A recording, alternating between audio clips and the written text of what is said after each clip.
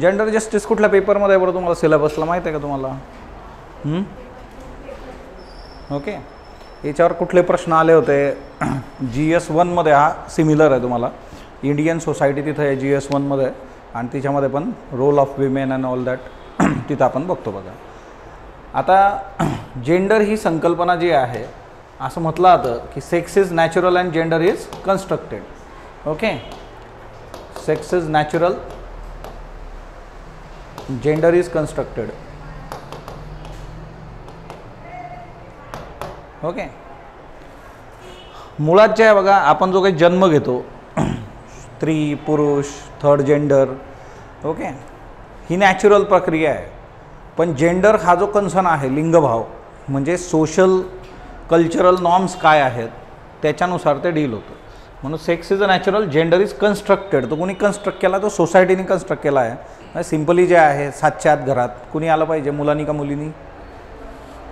है ना, मुलींनी. पिंटे आपला रात्री 2पर्यंत जरी चौकात बसून चकाट्या पिटत असला तरी घरच्यांना प्रॉब्लेम नाही आहे. कसं उठलं पाहिजे, कसं बसलं पाहिजे, कसं हसलं पाहिजे, कसं बोललं पाहिजे, हे सगळे जे टिपिकल नॉर्म्स आहेत हे एका विशिष्ट जेंडरशी रिलेट करून दिलेले आहेत बघा. सो तुम्ही महिला आहात, मुलगी आहात, त्या केसमध्ये तुम्ही या सगळ्या गोष्टींचा विचार केला पाहिजे. जेंडर आणि सेक्स याच्यामध्ये हा मेजर डिफरन्स आहे बघा. सो असं म्हटलं आता की sex is natural, gender is constructed, ही जी आहे नैसर्गिक बाब आहे. आता ही व्यक्ती जी आहे बघा, कुणी ओळखतं काय? कुणी तुम्हाला माहीत आहे का कोण आहे त्या? सिमॉन द बुआर जे आहे बघा, द सेकंड सेक्स नावाचं बुक यांनी लिहिलं, ज्याला बायबल ऑफ फेमिनिझम असं म्हटलं जातं. बाकी तिथून जे आहे म्हणजे फेमिनिझम किंवा जेंडर, महिलांचे अधिकार, महिलांना व्यक्ती म्हणून समजा, वगैरे वगैरे वगैरे, ह्या सगळ्या गोष्टी ज्या आहेत त्या खूप प्रॉपरली सुरू झाल्या. त्याच्यामध्ये नंतर बरेचसे चेंजेस पण झालेले आहेत. अमर्त्य सेन यांनी पण जे आहे आपल्याला खूप महत्त्वाच्या कन्सेप्ट समोर दिल्यात बघा. मग आता मुळात जे आहे की जेंडर ही संकल्पना वेगवेगळ्या अँगलमधून आपल्याला समजून घ्यायची आधी. त्याच्यानंतर जे आहे जेंडर रिलेटेड काय काय इश्यू आहेत आणि मग त्याचे काही केस स्टडीज जे आहेत ते आपण डिस्कस करणार आहे. आता जेंडर जस्टिस असा आपला टॉपिक आहे बघा, लिंगभाव न्याय जो आहे. मग आता तुम्हाला प्रत्येक जेंडर जो आहे त्या जेंडरला त्याचे अधिकार मिळाले पाहिजेत. मग ते सोशल असतील, इकॉनॉमिकल असतील, कल्चरल असतील, पॉलिटिकल असतील, तर त्यांना जे आहे डिस्ट्रीब्युशन ऑफ रिसोर्सेस जर आपण इकॉनॉमिकमध्ये विचार केला तर आर्थिक इच्छामध्ये प्रत्येक जेंडरला जे आहे जे रिसोर्सेस अवेलेबल आहेत ते रिसोर्सेस त्यांना मिळणं अपेक्षित आहे. सो कल्चरली जे आहे तुम्ही त्यांना जो आहे इक्वल फुटेजवर जो आहे तर तो सन्मान देणं गरजेचं आहे. मग थर्ड जेंडर जे आहे बघा, आता सुप्रीम कोर्टाने जे आहे तिकडं निर्णय दिला की थर्ड जेंडर ह्याला प्रॉपरली जे आहे LGBTQ कम्युनिटी जे आहे त्याला जे आहे जेंडरचा दर्जा. आता याचा एक व्हिडिओ जो आहे, छोटासा व्हिडिओ, या प्रत्येक टर्मला एक्सप्लेन करणारा तो आपल्या चॅनलवर आहे, तो तुम्ही बघून घ्या की लेस्बियन म्हणजे काय, गे म्हणजे काय, बायसेक्सुअल, ट्रान्सजेंडर. मग ह्या थर्ड जेंडरला पण जेंडरचा दर्जा दिला. मग ज्यावेळेस तो दर्जा ज्युडिशरी देते, समाज तो दर्जा देतो का, हा एक बेसिक कन्सर्न आहे. किंवा कोलोनियल इरामध्ये आपण जर ज्यावेळेस आपण अभ्यासतो सगळा इतिहास भारताचा, त्यात तुम्हाला सोशिओ रिलिजियस मुवमेंट्स आहेत. त्या सोशिओ रिलिजियस मुवमेंट ज्यावेळेस आपण बघतो त्याच्यात टेम्पल एंट्री नावाची एक गोष्ट आहे बघा, टेम्पल एंट्री मुवमेंट, मंदिर प्रवेश चळवळ. आणि मग मंदिर प्रवेश चळवळीचा जो काही सगळा इतिहास आहे त्याच्यामध्ये जसं मंदिर प्रवेश मग काही विशिष्ट कास्ट आणि कम्युनिटीजसाठी जे आहे एंट्री नाही आहे तुम्हाला. द सेम वे जेंडरच्या बाबतीत पण असं घडून येतं की एखाद्या विशिष्ट जेंडरला एखाद्या ठिकाणी जे आहे ते एंट्री नाही. मग आता तिच्यावरून पण आपल्या इथं डिबेट झालेले आहेत. साबरीमालाची केस आहे बघा, रिप्रोडक्टिव्ह एजमध्ये तुम्ही तिथपर्यंत जे आहे जाऊ शकत नाही वगैरे वगैरे. मग कोर्ट म्हटलं होतं तिच्यात पण तुम्ही जाऊ शकता, पण मग सोशल नॉर्म्स तिथं आहेत, कल्चरल नॉर्म्स तिथं आहे, आणि याला बऱ्याचशा महिलांनीच मग विरोध केलेला आहे. सो मुळात कसं आहे की ही 800 वर्षाची परंपरा आहे आणि भारताचा जो रेफरन्स आहे that is incredible India. Indu Malhotra ज्या जज होते या सगळ्या सुनावणीमध्ये त्यांनीच म्हटलं होतं की प्रत्येक गोष्ट भारताच्या कल्चरमध्ये रॅशनली बघणं काही लॉजिकल नाही आहे बाबा. मग अशा सगळ्या गोष्टी ज्यावेळेस तुमच्या समोर आहेत तर तिच्यातून जे आहे की जेंडर जस्टिस आपल्याला मिळवायचं आहे आणि त्याच्यासाठी आपल्यासमोर काय काय चॅलेंजेस आहेत आजच्या डेटमध्ये. 2025 आणि त्याच्या आधीचा इतिहास बघितला तर मग तिच्यामध्ये जेंडर जस्टिस समोरचे जे काय काय कन्सर्न आहेत ते सगळे समजून घ्यायचे आहेत बघा आपल्याला. सर्वात आधी जे आहे की याच्या ज्या संकल्पना आहेत वेगवेगळ्या, आता भारतामध्ये जर आपण बघितलं आता बऱ्याचशा ठिकाणी जे आहे भाषण असेल, एसे असेल, तिच्यामध्ये तुम्हाला जे आहे हा फ्रेज मिळतो म्हणजे मिळतो, यत्र नारेस्तु पूज्यते रमन्ते तत्र देवता जे आहे.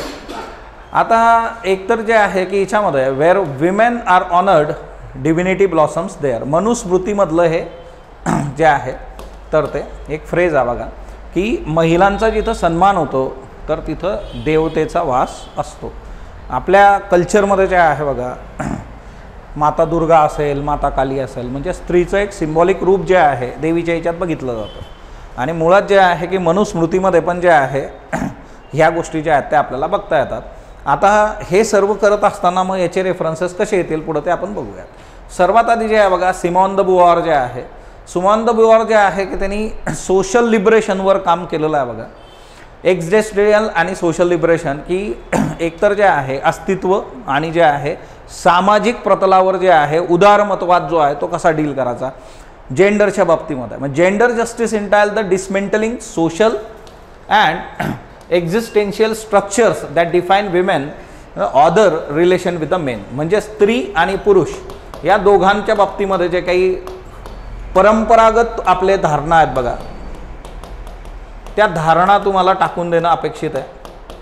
मग ह्या धारणा परंपरागत आहे, सामाजिक आहेत की या दोघांमध्ये काहीतरी बदल आहे. शारीरिकदृष्ट्या असणारा बदल तर मग तो कशासाठी आहे तर सृष्टीच्या निर्मितीकरता आहे आणि सृष्टीची जे आहे शाश्वततेकरता तो आहे. मानव प्राण्याचा जन्म झाला पाहिजे पण त्याच्या पलीकडे जे आहे एक व्यक्ती म्हणून तुम्ही त्याला ॲक्सेप्ट करणं हे फार महत्त्वाचं आहे की रिइमॅजिनिंग ऑफ सोसायटी. समाज परत एकदा आपण जे आहे परत एकदा इमॅजिनेशन जे आहे परत आपला समाज जो आहे तो समोर घ्या आणि काल्पनिक हिच्यामध्ये जे आहे की समाजाला आता आपल्याला कुठं न्यायचं आहे की फ्रीडम, इक्वॅलिटी, ऑथेंटिसिटी या सगळ्या गोष्टी ज्या आहेत त्या प्रत्येक जेंडरला मिळाल्या पाहिजे. स्वातंत्र्य प्रत्येक जेंडरला मिळालं पाहिजे, इक्वॅलिटी प्रत्येक जेंडरला मिळाली पाहिजे, ऑथेंटिसिटी जी आहे ती प्रत्येक जेंडरला मिळाली पाहिजे. मुळात कसं असतं की आता आपल्याकडे की योजना आली महिला सन्मान योजना, 50% भाडं फ्री झालं तुमचं, कमी झालं महिलांच्या बाबतीमध्ये. त्याच्यानंतर जे आहे मोठ्या प्रमाणावर महिला घराबाहेर पडायला लागल्या. तोपर्यंत काय होतं की एखादा कार्यक्रम असेल तर त्या कार्यक्रमामध्ये कोण जात होतं त्या घरातले पुरुष जात होते बघा मोस्ट प्रोबॅबली जिथं एखाद्या व्यक्तीला जायचं. आता काय झालेलं आहे की 4 महिला मिळून त्या त्या कम्युनिटीतल्या त्या समाजातल्या किंवा त्या नातेसंबंधातल्या मग तुम्ही जाऊन या का 50%चा कन्सन आला तिथं की अरे 50% म्हणजे एक 100 रुपये भाडं येतं मग जाऊन येऊन 100च लागणार आहे 200च्या ऐवजी. म्हणजे ही गणितं काय आहे की हे फ्रीडम 100 रुपये भाडं असताना पण पाहिजे आपल्याला किंवा प्रत्येक इच्छामध्ये छोट्या छोट्या गोष्टी आहेत बघा की डिसिजन मेकिंग आहे. डिसिजन मेकिंगमध्ये फ्रीडम आहे का? हॉटेलमध्ये तुम्ही गेलात आणि तुम्हीच ऑर्डर देताय मग समोरच्याला काय आवडतं नाही आवडत, त्या व्यक्तीला काही खायची इच्छा आहे का, या गोष्टींचा विचार आपण करणार का? सो ते फ्रीडम तिथं मॅटर करतं. इक्वॅलिटी समानता जी आहे बघा, समानता दोघी जेंडरच्या बाबतीमध्ये की दोघी इक्वल फुटेजवर त्यांनी डील केलं पाहिजे. ऑथेंटिसिटी जी आहे, ट्रॅडिशनल आणि ऑप्रेसिव्ह डेफिनेशन जे आहेत बघा फेमिनिनिटी अँड मस्क्युलिनिटी म्हणजे पुरुषत्वाची जी आहेत एक बेसिक डेफिनेशन आपल्याकडं जी आहे.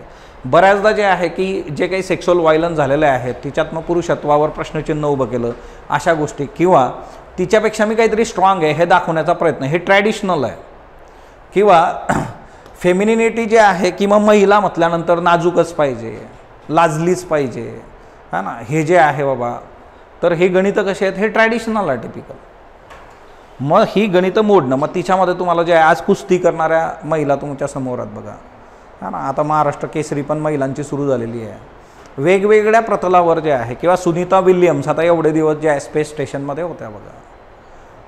तुम्हाला महिलांकडे बघताना हे ट्रॅडिशनल किंवा परंपरागत ज्या काही धारणा आहेत टिपिकल त्या सोडून देणं अपेक्षित आहे बघा. ओके, मुलींनी मुलीसारखं राहावं असे वाक्य तुमच्या कानावर पडत असतात बघा इकडं तिकडं जे आहेत. ओके, किंवा याच्यामध्ये एक सिंपल गोष्ट जी असते की आपण इकडं पण बघितलं होतं बालभारती जे आहे, अभय अभ्यासकर आणि कमल चहाकर. मग आता कमलने आयुष्यभर चहाच करायचा का? बरं कमल हे नाव मुलीचं आहे का मुलाचं आहे बरं? दोघांचं आहे. ओके, कमला हसन. मुळात आता कमल असं नाव जर एखाद्या मुलाला दिलं तर काय होईल बरं ते शाळेत गेल्यानंतर? 4 लोक जे आहे विचारणार असं कसं नाव ठेवलं, कारण आपल्या ते तितकंसं कॉमन नाही आहे ते. किंवा जे आहे है ना, मुळात असे बरेचसे एक्झाम्पल्स तुम्हाला बघायला मिळतील. म्हणजे माझ्या ओळखीमध्ये असा एक रेफरन्स मी तुम्हाला याच्या आधी पण दिलेला होता की जे नावं फेमिनिन समजले जातात ते नावं मुलांना दिलेले आहेत आणि मग तिच्यातून जे आहे प्रश्नचिन्ह उभं राहतं, असं कसं नाव दिलं, हे नाव बदला. म्हणजे प्रत्येक गोष्टीला तुम्ही जे आहे बायफर्गेट करून टाकलेलं आहे बघा. सो त्याच्यामुळे जे आहे फेमिनिनिटी अँड मस्क्युलिनिटीचे जे काही ट्रॅडिशनल फंडे आहेत ते ट्रॅडिशनल फंडे है ना. बच्चे नहीं रोते, लडके नहीं रोते, है ना. म्हणजे आता मराठी साहित्यामध्ये जे आहे एक कादंबरी आहे, एक एक पान गळावया, आणि तिच्यामध्ये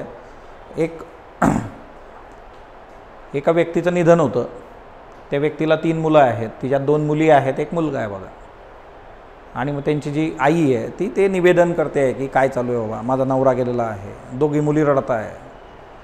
पण मग गणेश तो जो मुलगा असतो की तो बापे आहे, तो रडू नाही शकत.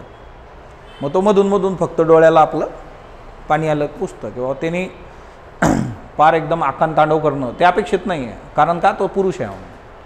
मग मूळ जे आहे की हे सगळे ट्रॅडिशनल कन्सर्न आहेत. याच्या पलीकडे जाऊन काही पुरुष तुम्हाला भेटू शकतात की ते त्यांच्या इमोशन्स एक्सप्रेस करतात. म्हणून अशी लोक जे आहेत त्यांना वेलकम करा. हे जे ट्रॅडिशनल आणि ऑप्रेसिव्ह जे तुम्हाला जे आहे दमनकारी तुमच्या ज्या काही धारणा आहेत त्या सगळ्या तुम्हाला सोडून द्यायच्या आहेत बघा. हे सिमॉन द बुवारनेच म्हटलं होतं. त्याच्यानंतर जे आहे सिमॉन द बुवारचं द सेकंड सेक्स जे आहे बघा, हे बुक जे आहे यांनी अख्खं जग घालवलेलं आहे एकेकाळी. सो सिमॉन द बुवारचं सेकंड सेक्स इंग्लिशमध्ये, ते मराठीमध्ये पण अवेलेबल आहे. ते सिमॉन द बुवार जे आहे बघा, तुम्हाला नेक्स्ट लेक्चरमध्ये बुक दाखवले आहे माझ्या लायब्ररीमध्ये. सो बेसिकली तुम्हाला दोन्ही याच्यामध्ये त्या गोष्टी आहेत, मराठीमध्ये पण अवेलेबल आहे बघा. फक्त आता कसं आहे की 2025 पण नोशन बरंच बदललेलं आहे. समजा फेमिनिझमच्या बाबतीमध्ये हे बुक ज्या वेळेस आलेलं आहे आणि मग त्याच्यानंतर बरीचशी गणितं बदललेली आहे. सीइंग लाईक फेमिनिस्ट जे आहे तिथपर्यंतचा प्रवास कसा आहे तो पण आपण बघूयात. त्याच्यानंतर नेक्स्ट वन जे आहे बघा मार्था नसबॉम, आणि याने कॅपेबिलिटी अप्रोच सांगितलेला आहे बघा. क्षमता, तुमच्या ज्या कॅपेबिलिटीज आहे, तुमच्या ज्या क्षमता आहे की जेंडर जस्टिस म्हणजे नेमकं काय, तर सर्व इंडिव्हिज्युअल जे आहेत particularly women and gender minorities जे आहे have access to central capabilities necessary for human फ्लॉरिशिंग.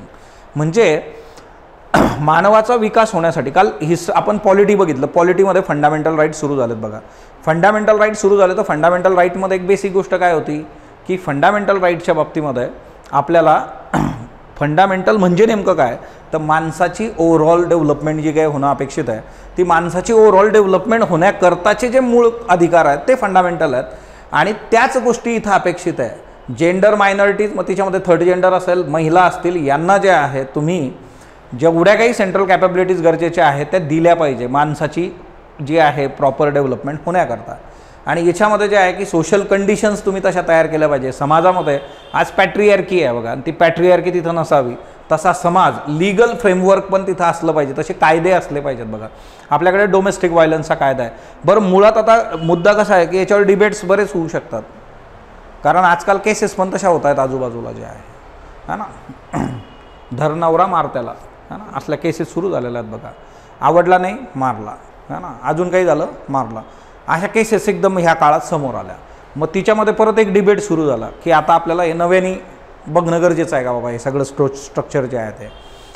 मुळात लीगल फ्रेमवर्क्स पण असे आहेत की जे बऱ्याचदा जे आहे अशा केसेस आलेल्या आहेत की त्या लीगल फ्रेमवर्कचा चुकीचा वापर झालेला आहे समोरच्याला जे आहे त्रास देण्यासाठी. सो पण लीगल फ्रेमवर्क तिथं असलं पाहिजे. Empower people to live dignified and meaningful life जे आहे बघा, free from discrimination and deprivation. आपल्याला असे कायदे पाहिजेत की जिच्यामधून लोकांचं शोषण होणार नाही, ते एक चांगलं डिग्निटीचं आयुष्य जगू शकले पाहिजेत. कारण आज अशा बऱ्याचशा सिच्युएशन आहेत की जिच्यामध्ये गरज पडते की त्यांना एक लीगल फ्रेमवर्क. एक काळ होता बघा ज्या वेळेस 1980-90च्या काळातले जर मूव्ही तुम्ही बघितले तर त्या मूव्हीजमध्ये जे आहे असं म्हटलं जायचं की बाबा यहाँ से तुम्हारी डोली उठी है वहाँ से तुम्हारी अर्थी उठेगी. म्हणजे आता सासरी गेले तर परत यायचं नाही. सणावाराला 1 दिवस 2 दिवस आला तर आम्ही भेटलो, दॅट्स इट, संपला विषय. रळगाणं घेऊन इकडे यायचं नाही, तिकडं काय असलं ते तिकडं सहन करा. सासूरवास नावाचा जो एक ट्रेंड होता बघा, आता तो बऱ्याच अंशी जे आहे तिच्यामध्ये बरेच चेंजेस आलेले आहेत, पण सासूरवास हा ट्रेंड जो होता, माहेरची साडी है ना, सौजन्य अलका कुबल, अख्खा महाराष्ट्र जे आहे बघा त्याचं कॅथार्सिस त्या मूवीनीच केलेलं आहे.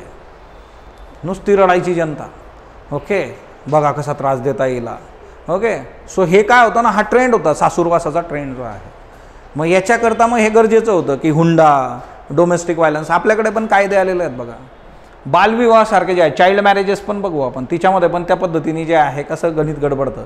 सो आता यांचं म्हणणं होतं की तुम्ही काय करा की त्यांना त्या कॅपेबिलिटीज, त्या क्षमता निर्माण करण्याची संधी द्या, त्याच्यासाठी कायदे लागतील, समाजामध्ये काही बदल लागेल, तो बदल तुम्ही घडवून आणा, तिच्यातून गोष्टी ज्या आहेत त्या खूप चांगल्या पद्धतीने होऊ शकतात. त्याच्यानंतर नेक्स्ट कॅरेक्टर जे आहे बघा अमर्त्य सेन आहेत, त्यांनी म्हटलेलं आहे की फ्रीडम अँड इक्वॅलिटी. जेंडर जस्टिसमध्ये फोकस कशावर आहे? Freedom and equality. Discrimination dismantle करा बघा तुम्ही. डिस्क्रिमिनेशन करणं, भेदभाव करणं दोन जेंडरमध्ये ते आपल्याला अपेक्षित नाही. ओके. त्याचबरोबर जे आहे की फ्रीडम अँड अपॉर्च्युनिटी, स्वातंत्र्य त्यांना दिलं पाहिजे आणि त्याचबरोबर त्यांना संधी दिली पाहिजे. यातून गोष्टी ज्या आहेत त्या वर्क होऊ शकतात. याच्यामधून जे आहे की कल्चरल, इकॉनॉमिकल, इन्स्टिट्यूशनल बॅरियर जे आहेत तर ते तुम्ही दूर केले पाहिजेत. सो अमर्त्य सेन जे आहे फ्रीडम अँड इक्वॅलिटी असा तो कन्सर्न आहे बघा.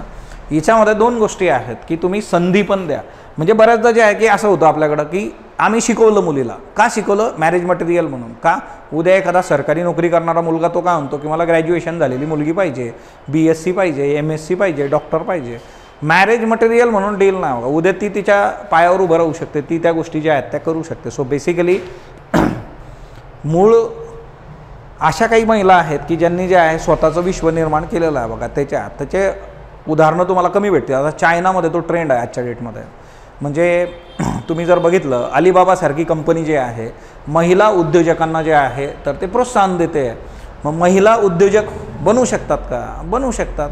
मग आपल्याकडं पुण्यश्लोक अहिल्यादेवी होळकरांचं एक्झाम्पल आहे, जिजामातांचं एक्झाम्पल आहे, नंबर ऑफ आहेत बघा की ज्यांनी खूप स्ट्रॉंगली गोष्टी डील केलेल्या आहे. महाराणी ताराबाई आहेत, येसुबाई आहेत बघा, दाशीची राणी आहे. मग ती एक मोठी जी आहे लिगसी. मग तुम्हाला जे आहे तिकडं पण की प्रशासन महिला करू शकतात का? त्यांनी दाखवून दिलं हा आम्ही करू शकतो, सगळ्या गोष्टी डील करू शकतो, घर पण सांभाळू शकतो, हे पण करू शकतो.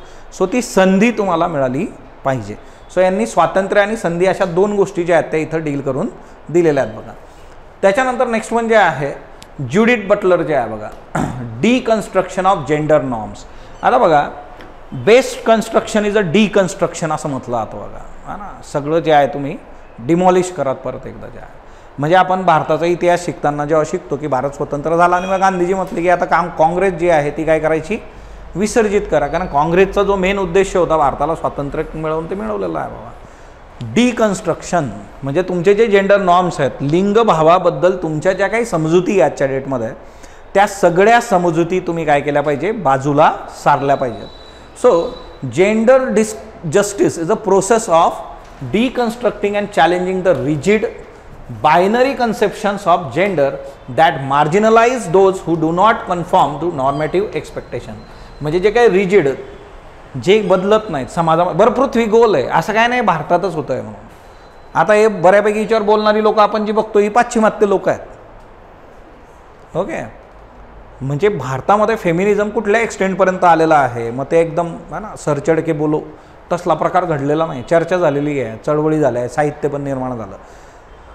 सगळी पृथ्वी गोल होती बघा. सिमॉन द बुआरच्या बाबतीमध्ये पण तेच होतं. सिमॉन द बुआरने ते बघितलं होतं की महिला आणि पुरुष या दोघांचा जेव्हा आपण विचार करतो तर यांच्यामध्ये जे डिस्क्रिमिनेशन आहे किंवा महिला आणि पुरुषांमध्ये जो काही डिफरन्स आहे तिने जो ऑब्झर्व केला होता तिच्यातून ते जन्माला आलेला आहे की उद्या मला हे करायचं नाही, रांधावाडा गोष्टी काढा. हां, एखादीची बाय चॉईस असेल ॲक्सेप्टेबल आहे बघा. म्हणजे बघा बाय चॉईस जर तुम्ही करत असाल की माझी इच्छा आहे व्हॉलंटरीली मी डील करते आहे, ॲक्सेप्टेबल. पण जर व्हॉलंटरीली डील नसेल तर मग त्या केसमध्ये हे ॲक्सेप्टेबल नाही. असा तो साधा सरळ सिंपल मुद्दा आहे. ओके. सो ह्या ह्याच्यामध्ये जे आहे की समाजातल्या ज्या रूढी परंपरा आहेत त्या सगळ्या दूर ज्या आहे की बायनरी कन्सेप्शन, महिलांचं असं पुरुषांचं असं, हे सगळं काय करायचं? खोडून काढायचं, नव्याने लिहायला घ्यायचं की इथून पुढं काय असणार आहे आणि दोघी इक्वल फुटेजवर असतील. बरं त्यावेळेचा कन्सर्न हा फक्त बऱ्याच अंशी जो होता स्त्री पुरुष असा होता.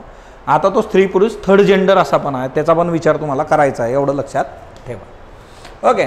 नॅन्सी फ्रेझर जे आहे बघा, रिडिस्ट्रीब्युशन अँड रिकग्निशन. ओके. वितरणात्मक न्याय जो असतो बघा, रिडिस्ट्रीब्युशन जे आहे, ओके, अधिकार असतील, संपत्ती असेल है ना, तर रिडिस्ट्रीब्यूट झाली पाहिजे. रिकग्निशन जे आहे तुम्ही त्याला जे आहे मान्यता देणं. आता याच्यामध्ये सोसायटी जे आहे बोथ मटेरियल अँड सिम्बॉलिक, बघा दोघी याच्याने, इकॉनॉमिकल, मटेरियल आणि सिम्बॉलिक, कल्चरल, हे जे डायमेन्शन्स आहेत, म्हणजे तुम्ही कल्चरली पण कमी समजता. म्हणजे असं आपल्याकडे जे आहे की जसं ज्या वेळेस टेम्पल एंट्रीचा इश्यू झाले होते बघा, मग त्यावेळेस मी बऱ्याचशा गोष्टी भारताच्या बाबतीत बघितल्या. मग आपल्या कल्चरमध्ये काही ठिकाणी जे आहे महिला निषिद्ध आहेत डायरेक्टली, हां महिला ॲक्सेप्टेबल. जसं तुम्ही केरलामध्ये बघा बोट रेस होते बघा, है ना, ती स्नेक बोट जी असते त्या स्नेक बोटची रेस असते. मग त्यात तिने नमूद केलं आहे बऱ्याच ठिकाणी गावांमध्ये अशी प्रथा आहे की तुम्ही एक महिला जी आहे ती त्या बोटला हात लावू शकत नाही. हात लावू शकत नाही म्हणजे स्पर्श करू शकत नाही, पुरुषांनीच स्पर्श करायचा. मग असं तुम्हाला भरपूर काही काही मिळू शकतं बघा याच्यामध्ये. मुळात जे आहे की आता सिम्बॉलिक हे कल्चरल आस्पेक्ट आहेत. ओके, हे कसे आहेत, कल्चरल आस्पेक्ट आहे. आता याच्यामध्ये जे आहे की रिडिस्ट्रिब्युशन ऑफ रिसोर्सेस, पॉवर, है ना, affirming identity and contribution of marginalise gender groups, यांना तुम्ही परत एकदा जे आहे संसाधनाचं रिडिस्ट्रिब्युशन करा. कारण सगळी संसाधनं, मॅक्झिमम संसाधनं कुणाच्या हातात आहेत, पुरुषांच्या हातात आहे. ते सहज असं जे तुमच्या हातात देतात का तो दोर नाही देत बघा. सो तो कन्सर्न याच्यामध्ये मॅटर करतो बघा. ओके, आता याच्यामध्ये निवेदिता मेनन यांचं हे बुक आहे सीइंग लाईक अ फेमिनिस्ट बघा, निवेदिता मेनन जे आहे.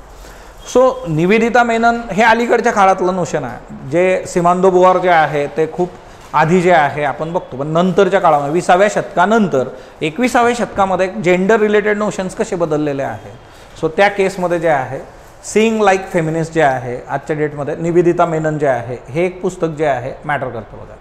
या पुस्तकामध्ये वारंवार जो उल्लेख झाला आहे किंवा कोट्स ज्या व्यक्तीचे वापरले गेले, ती व्यक्ती जी आहे ती आहे ग्लोरिया स्टेनम. ओके, ग्लोरिया स्टेनमचे कोट्स वगैरे जे आहे तिकडं वापरले गेलेले आहेत. आणि याच्यामध्ये ग्लोरिया स्टेनम जे आहेत तर त्यांनी मॅगझिन्स वगैरे चालवले आहेत, न्यूयॉर्क मॅगझिन वगैरे, आणि फेमिनिझमच्या बाबतीमध्ये लीडरशिप यांच्याकडे जाते. US मध्ये जे आहे मोठं काम फेमिनिझमच्या बाबतीत केलं की gender equal society would be one where the word gender does not exist. Very very important. आता बघा तुम्हाला इक्वॅलिटी पाहिजे ना, तर इक्वॅलिटी कधी येईल खऱ्या अर्थाने, जेव्हा जेंडर हा शब्दच तिथं नसेल. म्हणजे तुम्ही जे आहे जेंडरनुसार स्त्री, पुरुष, लिंगभाव जो आहे आणि थर्ड जेंडर जे आहे, जेंडर हा शब्दच नसावा तिथं.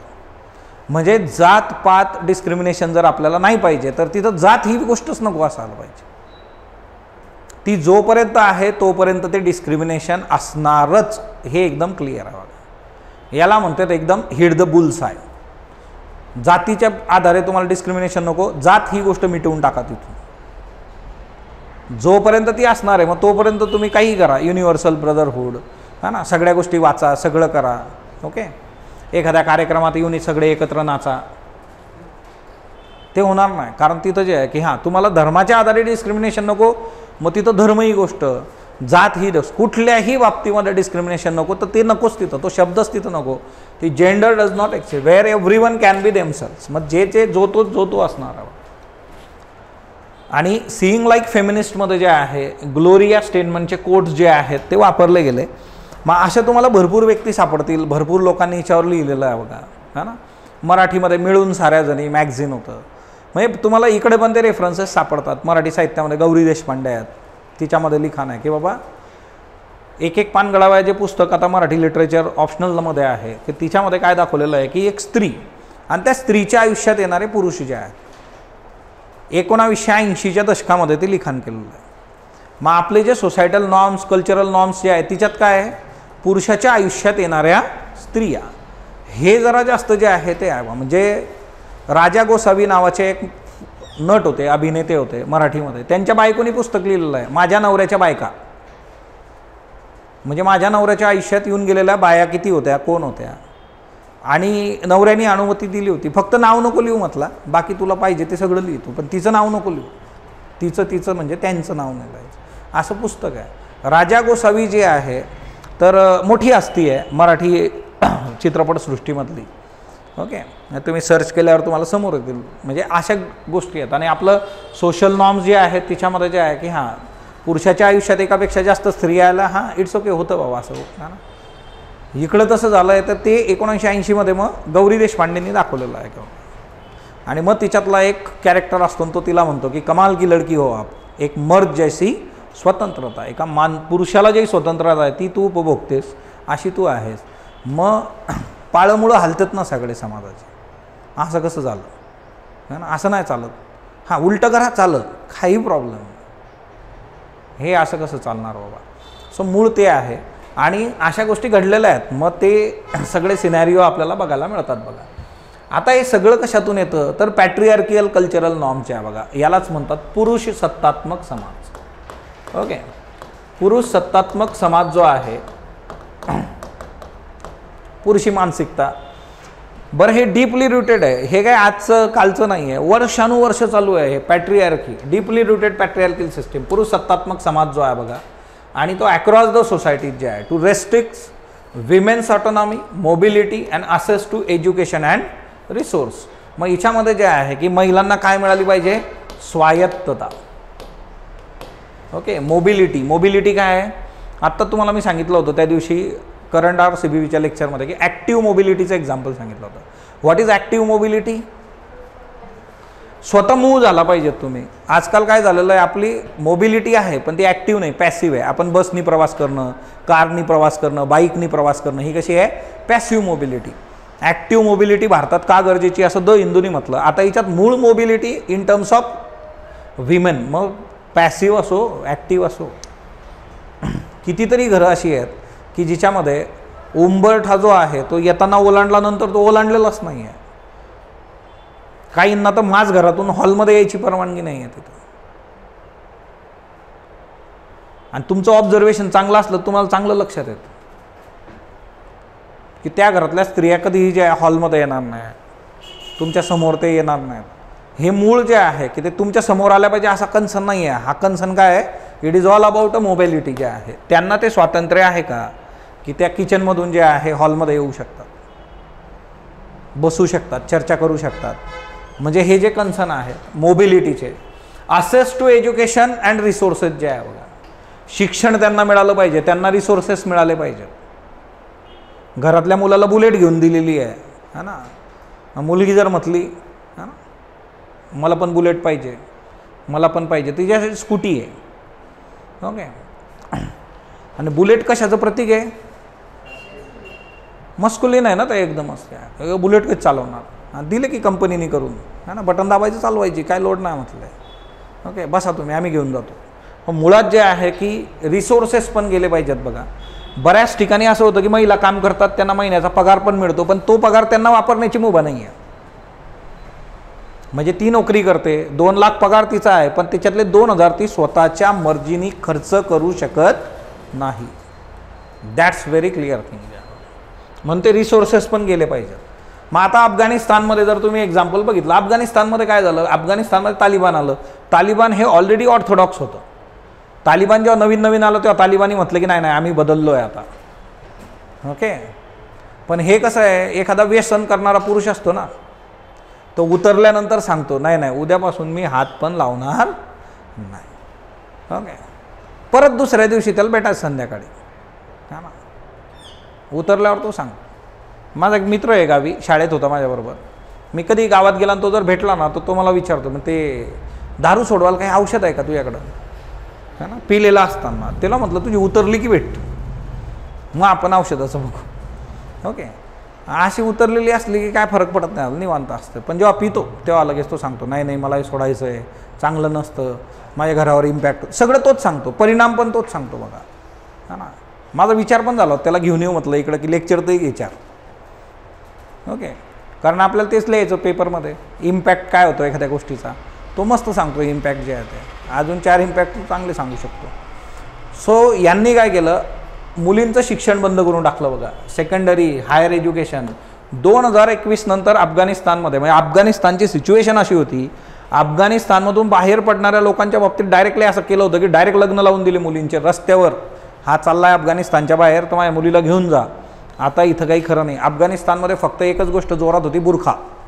बुरख्याचा बिझनेस जोरात होता फक्त, बास. बाकी सगळी इकॉनॉमी कोलॅप्स झालेली होती.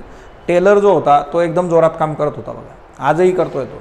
सो याच्यामध्ये जे ट्रॅडिशनल गणित आहे बघा त्यांनी हे केलं. आणि तिच्यामधून जे काय होतं की जेंडर इनइक्वालिटी जन्माला येते याच्यातून.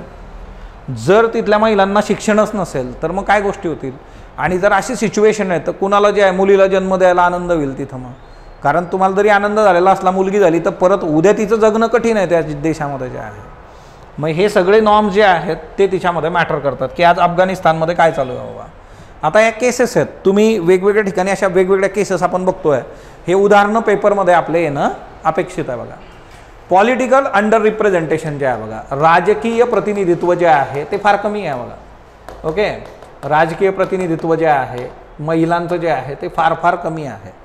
राजकारणामध्ये महिला म्हणजे महाराष्ट्रासारखं राज्य जे आहे, आपण असा इंटरव्ह्यूमध्ये प्रश्न विचारतो की महाराष्ट्रासारख्या पुरोगामी राज्याला आजपर्यंत एकही महिला मुख्यमंत्री मिळालेली नाही. ओके, मग तुम्ही सांगा की महाराष्ट्राला मिळाला पाहिजे का, तर ऑब्वियसली आन्सर इज येस, हो हो मिळालं पाहिजे.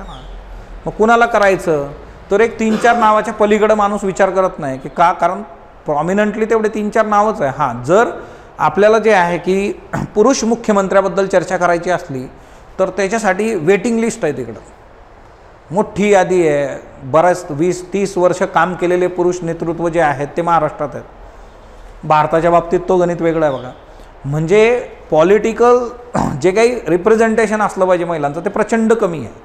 आता दिवसेंदिवस थोडं त्याच्यामध्ये बदल होतो आहे, पण आधीच्या काळापासून शिक्षणच नाही आहे, पॅट्रियार्कियल नॉर्म्स आहेत, घराच्या बाहेर पडायचं नाही. आणि त्यातल्या त्यात जे आहे की एका महिलेचं नेतृत्व पुरुष स्वीकारणार का, हा तो एक मुद्दा आहे पॅट्रियार्कीमध्ये. मग याला काही आजचे उदाहरणं नाही, फार रझिया बेगमपासून तुम्ही बघा, मग 1236 ते 39 पिक्चर सुरू होताच संपलेला आहे तो. भारतातली पहिली महिला जी आहे शासक जी आहे, ॲक्सेप्टेबल आहे का लोकांना. मग मुळात ती कितीही कॅपेबल असली तरी ते ॲक्सेप्टेबल तेव्हा नव्हतं. आता पण किती लोक ॲक्सेप्ट करतील तो एक वेगळा भाग झाला. ओके, सो मुळात जे आहे की पॉलिटिकल इन्स्टिट्यूशन जे आहेत त्याच्या नीड्स असतील किंवा त्यांच्या ज्या काही राईट्स आहे, पॉलिसी मेकिंग जे आहे तिच्यामध्ये महिलांचं प्रमाण प्रचंड कमी आहे. आणि याच्यामध्ये तर मजेदार म्हणजे काय, आता महिलांचं वय जे आहे लग्नाचं 18 वरून 21 करायचं. ओके, म्हणजे हा स्थायी समितीकडे हा विषय जातो चर्चेसाठी. स्टँडिंग कमिटी 31 मेंबर आहेत, त्या 31 पैकी महिला किती, तिच्यात ऑनली 1 महिलांसंबंधीचा एवढा महत्त्वाचा निर्णय आहे. मग तिच्यामध्ये असं का होतं की ह्या गोष्टी कशा आहेत. मग याच्यावर डिबेट झालेले आहेत बघा. आता जपानमध्ये जे आहे 10% सीट्स आहेत बघा नॅशनल पार्लमेंटमध्ये फक्त. याच्यापेक्षा भारताची परिस्थिती चांगली आहे. जपानमध्ये 10% आहे. आणि जपान काय डेव्हलप डेमोक्रेसी आहे बघा, म्हणजे लोकांनी निवडूनच दिलेलं नाही आहे. मग एकीकडे ब्रिटनमध्ये क्वीन होती बघा, राणी होती, राणी आली, हेरिडिटरी आली, निवडून देण्यात प्रमाण किती आहे तुमचं. म्हणजे आता 2 दिवसापूर्वी डेमोक्रेसी असणारे देश ते रसातळाला जात आहेत असा एक मोठा अभ्यास आणि विथ चार्ट द हिंदूमध्ये आलेला आहे बघा. ओके, सो ती एक महत्त्वाची बाब आहे. आणि सर्वांनी जे आहे PSIR आत्ता लेक्चरनंतर जे आहे तो नंबर हे करा तुमचे प्रॉपर ग्रुप्समध्ये. तुम्हाला महत्त्वाचे काही आर्टिकल्स आणि ते मी शेअर करेल की जे तुम्ही वाचणं अपेक्षित असेल, जे आपल्याला इकडं गरजेचं आहे बघा. सो जी लोक PSIRच्या ग्रुपमध्ये नाही आहे त्यांनी PSIRच्या ग्रुपमध्ये आत्ताच्या आत्ता जे आहे लेक्चरनंतर ते डील करून घ्या, कन्फर्म करा, कारण मग इथून पुढं मी तुम्हाला ते प्रोव्हाइड करणार आहे. सो जेंडर सेन्सिटिव्ह पॉलिसीज जे आहेत तर त्या निग्लेक्ट केल्या जातात बघा. मेल डॉमिनेटेड लेजिस्लेचर जे आहे तर ते जर असेल तर ते म्हणजे एखादा पुरुष स्त्रीचे प्रॉब्लेम समजून घेऊ शकतो का, है ना. म्हणजे बघा युनायटेड नेशननी जे आहे UN विमेन नावाचा एक प्लॅटफॉर्म उभा केला. UN विमेन नावाचा प्लॅटफॉर्म उभा केला, तिथं काय होतं शी फॉर शी असा प्रोग्राम होता बघा. ओके, पण काही दिवसांनी त्यांना असं वाटलं हे वर्क होत नाही, मग त्यांनी काय केलं ही फॉर शी केलं होतं. म्हणजे पहिले होतं तिच्यासाठी ती, नंतर आलं तिच्यासाठी तो. कारण ऑन स्क्रीन तर तसंच दिसतं आपल्याला, जेवढ्या काही मालिका आहे है ना तिच्यामध्ये कुटील कारस्थानी कॅरेक्टर्स बघा कसे दाखवले जातात. कोण असतात ते कुटील कारस्थानी, महिला. बरं, त्या महिला कुणाच्या जीवावर उठलेल्या असतात, महिलांच्याच. ओके, म्हणजे आपल्यासमोर काय दाखवलं जातं बघा की सगळं जे काही झालेलं आहे आजपर्यंत ते कुणामुळे झालं, महिलांमुळे झालं. बरोबर, आता पण ते तुम्हाला स्क्रीनवरच दाखवलं जातं. मग याने म्हटलं की ही फॉर शी करून बघू आपण.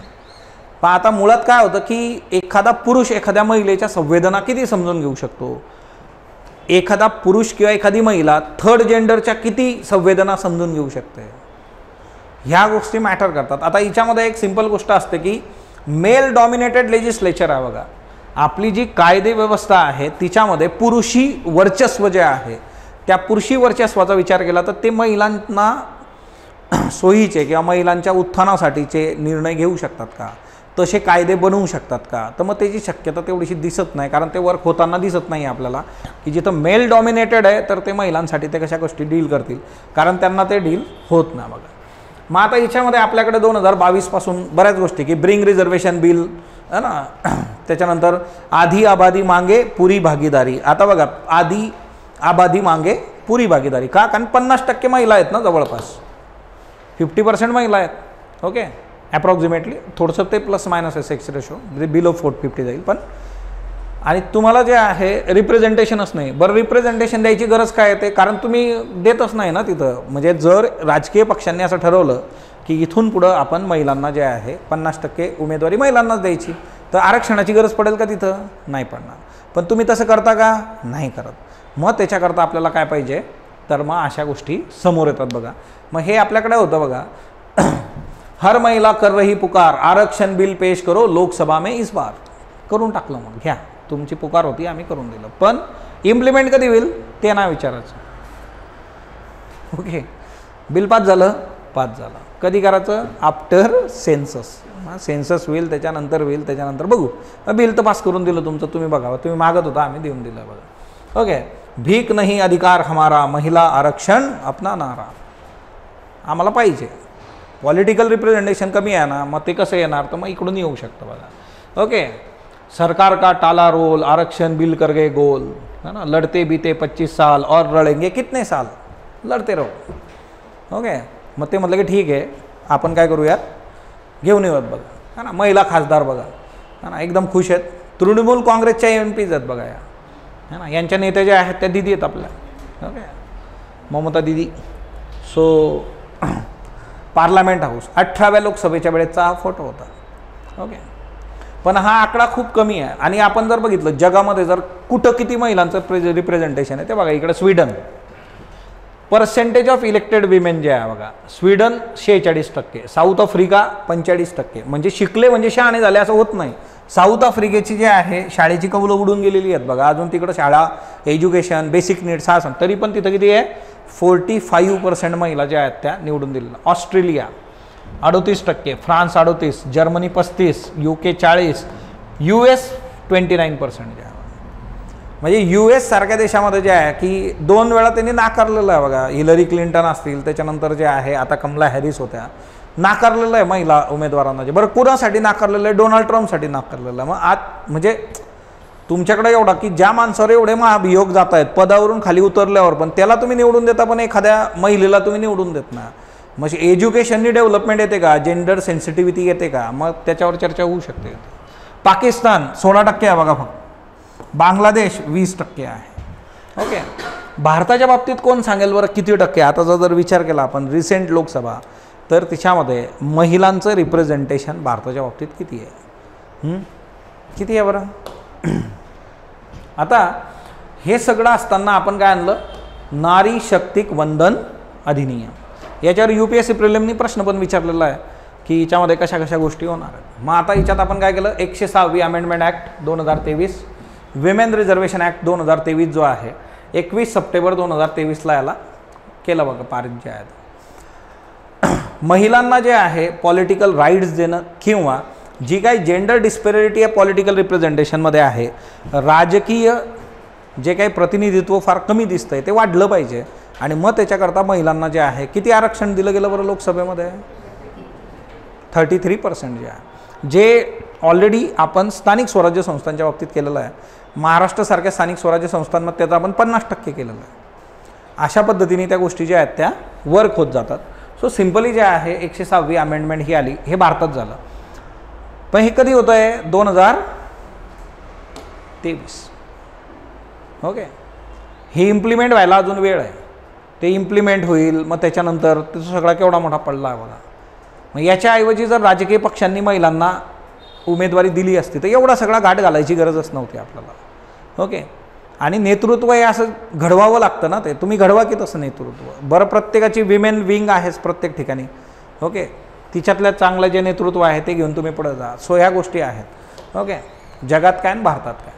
जेंडर पे गॅप आणि इकॉनॉमिक डिस्पॅरिटीज जे आहे बघा. आता साधं सरळ गणित असतं, साऊथ कोरिया वगैरे जाऊ दे तिकडं, है ना. भारतातल्या शेतीमध्ये जे आहे काम करणारे जे मजूर असतात बघा, तिच्यात महिला आहेत, पुरुष आहेत. शेती कोणाकोणाच्या घरी बरं तुमच्या, हा ना. आता या शेतीमध्ये जे आहे राबणारे जे मजूर असतात तिच्यामध्ये महिला आणि पुरुष दोघं आहेत बघा. ओके. आता मला एक गोष्ट सांगा की पुरुषाला जे आहे तुमच्याकडे कसली शेती आहे? बरं, जातो कधी तिकडं, बघतो का काय असतं? जो जातो ज्याला माहीत आहे प्रॉपर शेतीबद्दल, असं कोण आहे बरं इथं? शेती असणं, हां. आता काय असतं तुमच्याकडे? केळी. ओके. कापूस. कापूस वेचायला महिला मोठ्या प्रमाणावर असतात बघा. महिलांना किती मजुरी दिली जाते बरं दिवसाला? आणि पुरुषाला 250 बघा. महिला 150, पुरुष 250 ज्या. असे कोणते दिवे लावले जास्तीचे? हे पहिल्याचं गणित आहे की पुरुष जास्त काम करतो, महिला कमी. बरं, अशा कितीतरी महिला असतात ज्या जास्तीचं काम करतात, तिथं चांगलं काम करतात. आणि असे कितीतरी पुरुष असतात जे चांगल्या कामाचा सत्यानाश करतात तिथं, पण स्टील हे एकदम लागलेलं आहे बघा. मग हे जे आहे बरं, ही इथं फक्त इथं आहे का? नाही. मग कॉर्पोरेट सेक्टर पहा तुम्ही, बऱ्याच ठिकाणी महिलांना जे आहे मोक्याचे पद दिलेलं नाही आहेत, प्रमोशन केलेलं नाही आहे. ओके. मग नंबर ऑफ गोष्टी ज्या आहेत त्या काही तर अशा असतात कंपन्या की ते मॅरिड महिलांना जॉबच देत नाहीत, अनमॅरिडला स्कोप देतात. का? मॅरिड महिला मग डिलिव्हरी होऊ शकते, मग ते पेड तुम्हाला लीव द्यावी लागते वगैरे वगैरे, असले पण प्रकार. हिच्यावर मूव्ही बनलेत, वेब सिरीज बनल्या, कोर्ट केसेस झाल्या, सगळं झालेलं आहे. पण मुळात याची खरंच गरज आहे का? मग मूळ एखाद्याने कोर्ट केस करायची याच्यासाठी, आणि कोर्ट केस कशी आहे आपली? असं सकाळी गेलं की संध्याकाळी निकाल हातात आहे, है ना. सनसेट लॉ लागला पाहिजे तिकडं. सनसेट लॉ माहिती आहे का तुम्हाला? तो हिस्ट्रीमध्ये होता. सनसेट लॉ की सनसेटच्या आधी जर जमीनदारांनी त्याचा सगळा रिव्हेन्यू नाही दिला तिथं गव्हर्नमेंटला, तर त्याची जमीनदारी निघून जायची बघा सूर्यास्तापर्यंत. तसा सनसेट लॉ आपल्या ज्युडिशियरीला लागणं गरजेचं आहे. मग आता हे सगळं करायचं का? कॉमन मॅन करू शकतो काय? करू शकतो तो, पण मग त्याला सगळं हातावर त्याचं पोट आहे, तर मग त्याचा विषय ते संपून जाईल बघा. असे सगळे विषय. तिच्यामुळं हा जो मुद्दा आहे की इकॉनॉमिकली ते डील करणं, इकॉनॉमिकल डिस्पॅरिटीज ग्लोबली जागतिक स्तरावर महिलांना जे आहे पेमेंट कमी दिलं जातं बघा, ॲज कम्पेअर टू मेन जे आहे for the same work and over represented in low wage informal sector. Informal सेक्टरमध्ये तर अजून वाईट परिस्थिती आहे. म्हणजे अनौपचारिक जे आहे जेवढी कामं, जसं आपण गिग वर्कर्स वगैरे बघतो तिथं, ओके, खूप वाईट परिस्थिती आहे बघा. साऊथ कोरियामध्ये जे आहे महिला 32% पुरुषांपेक्षा कमी कमवतात. म्हणजे जर पुरुष 100 रुपये कमवत असेल तर महिला किती कमवणार? 68 रुपये कमवणार बघा. ओके. सो OECD कंट्रीजचा विचार केला तर हायेस्ट जेंडर गॅप आहे हा पेमेंटच्या बाबतीमध्ये. सो एकतर ह्या सर्व हिच्यामुळे काय होतं की फिनॅन्शियली महिला कुणावर डिपेंड होऊन जातात? पुरुषांवर डिपेंड होऊन जातात. ओके. म्हणजे ती डिपेंडन्सी क्लिअरच करून दिलेली आहे बरं. आणि हे नुसतं असं नाही आहे, मुळात हे फार ड्रेसिंग सेन्सपासून आहे तिच्यामध्ये. आणि हे फक्त भारतात नाही, तुम्ही जर युरोपियन म्हणजे पाश्चिमात्य जुने कपडे जर बघितले महिलांचे, तर ते खूप मोठे मोठे फ्रॉक राहायचे, त्याचं वजनच इतकं राहायचं. आता हे पंखे आलेत, AC आलेत, कूलर आलेत. तो काळ असा होता की त्यावेळेस एवढं काही डेव्हलपमेंट एवढ्या गोष्टी नसायच्या. किचनमध्ये जे आहे लिटरली एवढे सगळे कपडे घालून स्वयंपाक करणं, त्या भट्टीजवळ राहणं. म्हणजे जर तुम्ही नुसता चहा वगैरे बनवून बघा किचनमध्ये, तुम्हाला कळेल ह्या काळामध्ये काय असतं बघा. बरं, तिथं पंखा लावू शकतो का आपण? पंखा बी लावता येत नाही तिथं, कारण पंखा लावला तर तुमचा गॅस विझून जाईल, चुलीचा प्रॉब्लेम येऊ शकतो.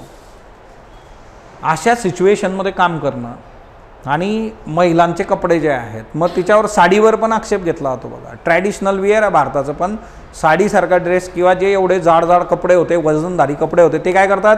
मूवमेंट रेस्ट्रिक्ट करून टाकतात बघा तुमची. ओके. मूवमेंट रेस्ट्रिक्ट होणं म्हणजे याच्यासाठी एक मजेदार किस्सा आहे बघा. ओके.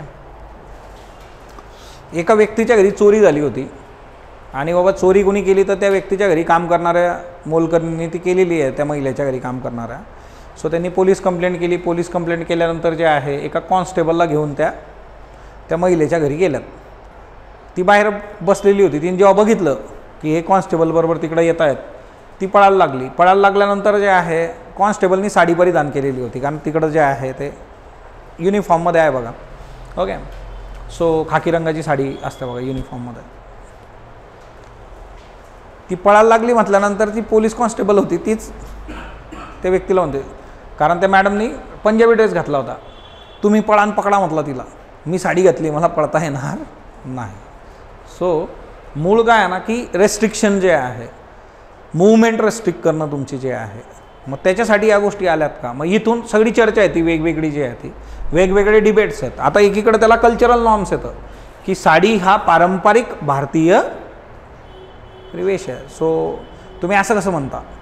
सो हिच्यामध्ये सगळ्या प्रकारची लोकं येतील, सगळे डिबेट्स होतील. बघा आपला कुठलाही एक्स्ट्रीम एंडला जाऊन फेमिनिझम आणायचं आहे असला कन्सर्न आपला, आपलं काम काय जेंडर जस्टिस आहे.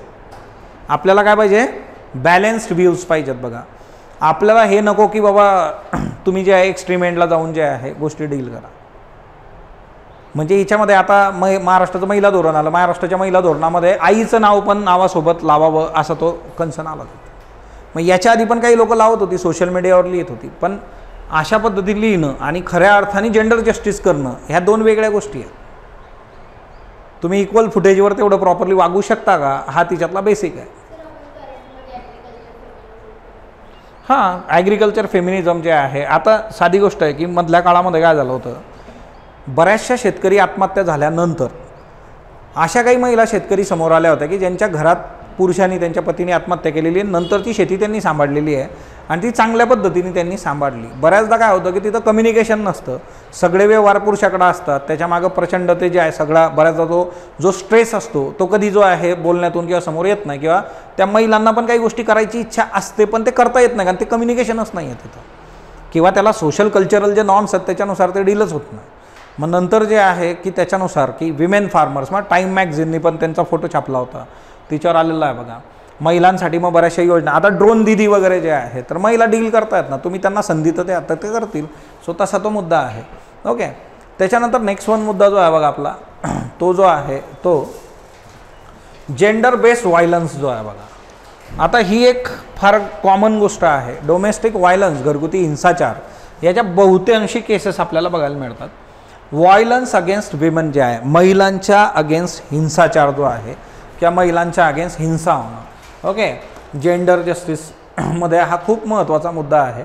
आणि मग तिच्यामध्ये जे आहे की विक्टिम ब्लेमिंग आणि त्या सगळ्या गोष्टी होतात. आता मॅक्सिकोमध्ये जे आहे बघा, gender based murder of women जे आहे हे खूप कॉमन आहे. जवळपास 10 विमेन किल्ड पर डे जे आहे बघा, 2023 मॅक्सिकोमध्ये जे आहे, दर दिवसाला 10 महिलांचा मृत्यू आहे तिथं. मृत्यू इन द सेन्स काय, हत्या आहे, हत्या. Okay, so many cases goes uninvestigated. आता ज्या रजिस्टर्ड होत नाही त्या वेगळ्या, अनइन्व्हेस्टिगेटेड भरपूर आहेत. म्हणजे तिथं हत्या जरी झाली तर तिचं कोणी बघायला नाही तिथं, अशी सिच्युएशन आहे मॅक्सिकोमध्ये. सो फिअर असेल, सायकोलॉजिकल ट्रॉमा असेल, सोशल सायलेन्सिंग असेल ऑफ ह्युमन, हे कशामुळे होतं, तिच्यामुळे एक तर भीती असते बघा. आपण याच्या विरोधात बोललो तर आपल्याला फेस करावं लागेल. सायकोलॉजिकल, मानसिक स्तरावर तुम्ही जे आहे प्रचंड बॅकफूटवर गेलेला असतात. आणि जे महत्त्वाचं आहे ते म्हणजे की सोशल सायलेन्सिंग ऑफ विमेन जे आहे, सामाजिक स्तरावर तो एक आवाज उठवला गेला पाहिजे, त्याच्याबद्दल बोललं पाहिजे. त्याच्याबद्दल कोणी बोलतच नाही तर तो कन्सर्न क्लिअर होत नाही तिथं. असं सरळ सरळ गणित आहे. जेंडर बेस्ड व्हायलन्स जे आहे बघा, आता जेंडर बेस्ड व्हायलन्स जे आहे WHO दिलेलं आहे बघा, की हिच्यामध्ये काय काय गोष्टी असतात. तर जेंडर बेस्ड व्हायलन्समध्ये तुम्हाला जे आहे कुठल्या कुठल्या गोष्टी येतात बघा. ओके, इंटिमेट पार्टनर व्हायलन्स जे आहे बघा, तुमच्या पार्टनरकडून मोठ्या प्रमाणावर हिंसा होणं. ह्युमन ट्रॅफिकिंग जे आहे, मानवी तस्करी, आता आपण फंडामेंटल राईट्समध्ये तिकडं पण शिकणार आहे, मानवी तस्करी जे आहे होता कामा नये. सेक्सुअल व्हायलन्स जो आहे बघा, लैंगिक हिंसाचार जे आहे. चाइल्ड मॅरेज, बालविवाह जो आहे. आणि याच्यात पण आता तरी म्हणजे एक काळ असा होता बघा, बाला जरट विवाह अशी एक कन्सेप्ट होती बघा. म्हणजे नवऱ्याचं वय राहणार 50, 40, मुलगी राहणार 13 वर्षाची, 11 वर्षाची, 10 वर्षाची, असले प्रकार व्हायचे. ओके, हां, आपण जे आता करंटमध्ये रशियाची केस जी सायलीने सांगितली, रशियाने काय केलेलं आहे, शाळकरी मुलींना जे आहे की आम्ही तुम्हाला पैसे देऊ, तुम्ही बाळाला जन्म द्या. म्हणजे बघा रशियाच्या मूल्यव्यवस्थेचं किती अधपतन झालेलं आहे हे तुम्हाला लक्षात येईल.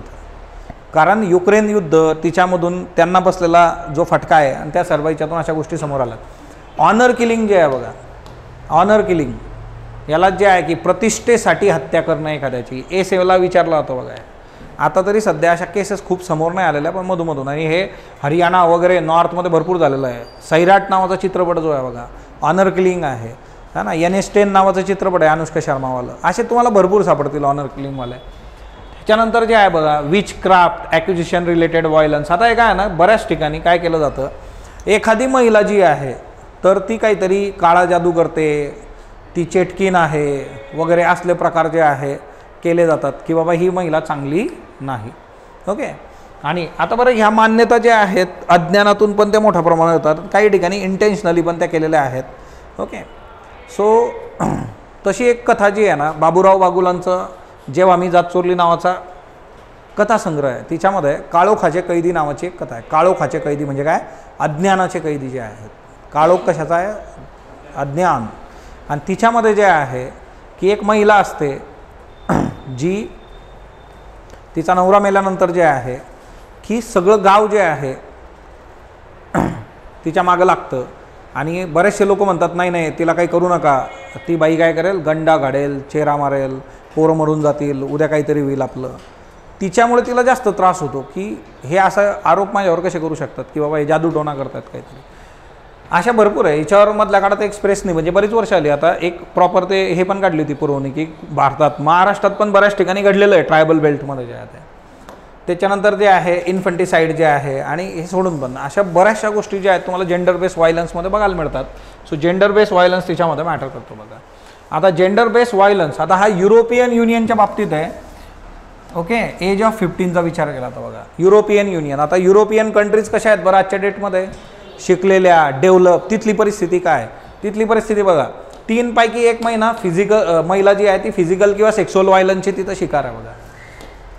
20 पैकी एका महिलेवर रेप तिथं सुरू आहे बघा. ओके. सेक्शुअल हॅरॅसमेंट 2 पैकी 1 महिला जी आहे तिची सेक्शुअल हॅरॅसमेंट तिने अनुभवलेली आहे.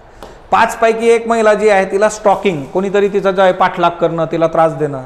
95% जे आहे विक्टिम जे आहे बघा तर ते जे आहे सेक्शुअल एक्सप्लॉयटेशन, ट्रॅफिकिंग, तर ते युरोपियन युनियनमधलं आहे.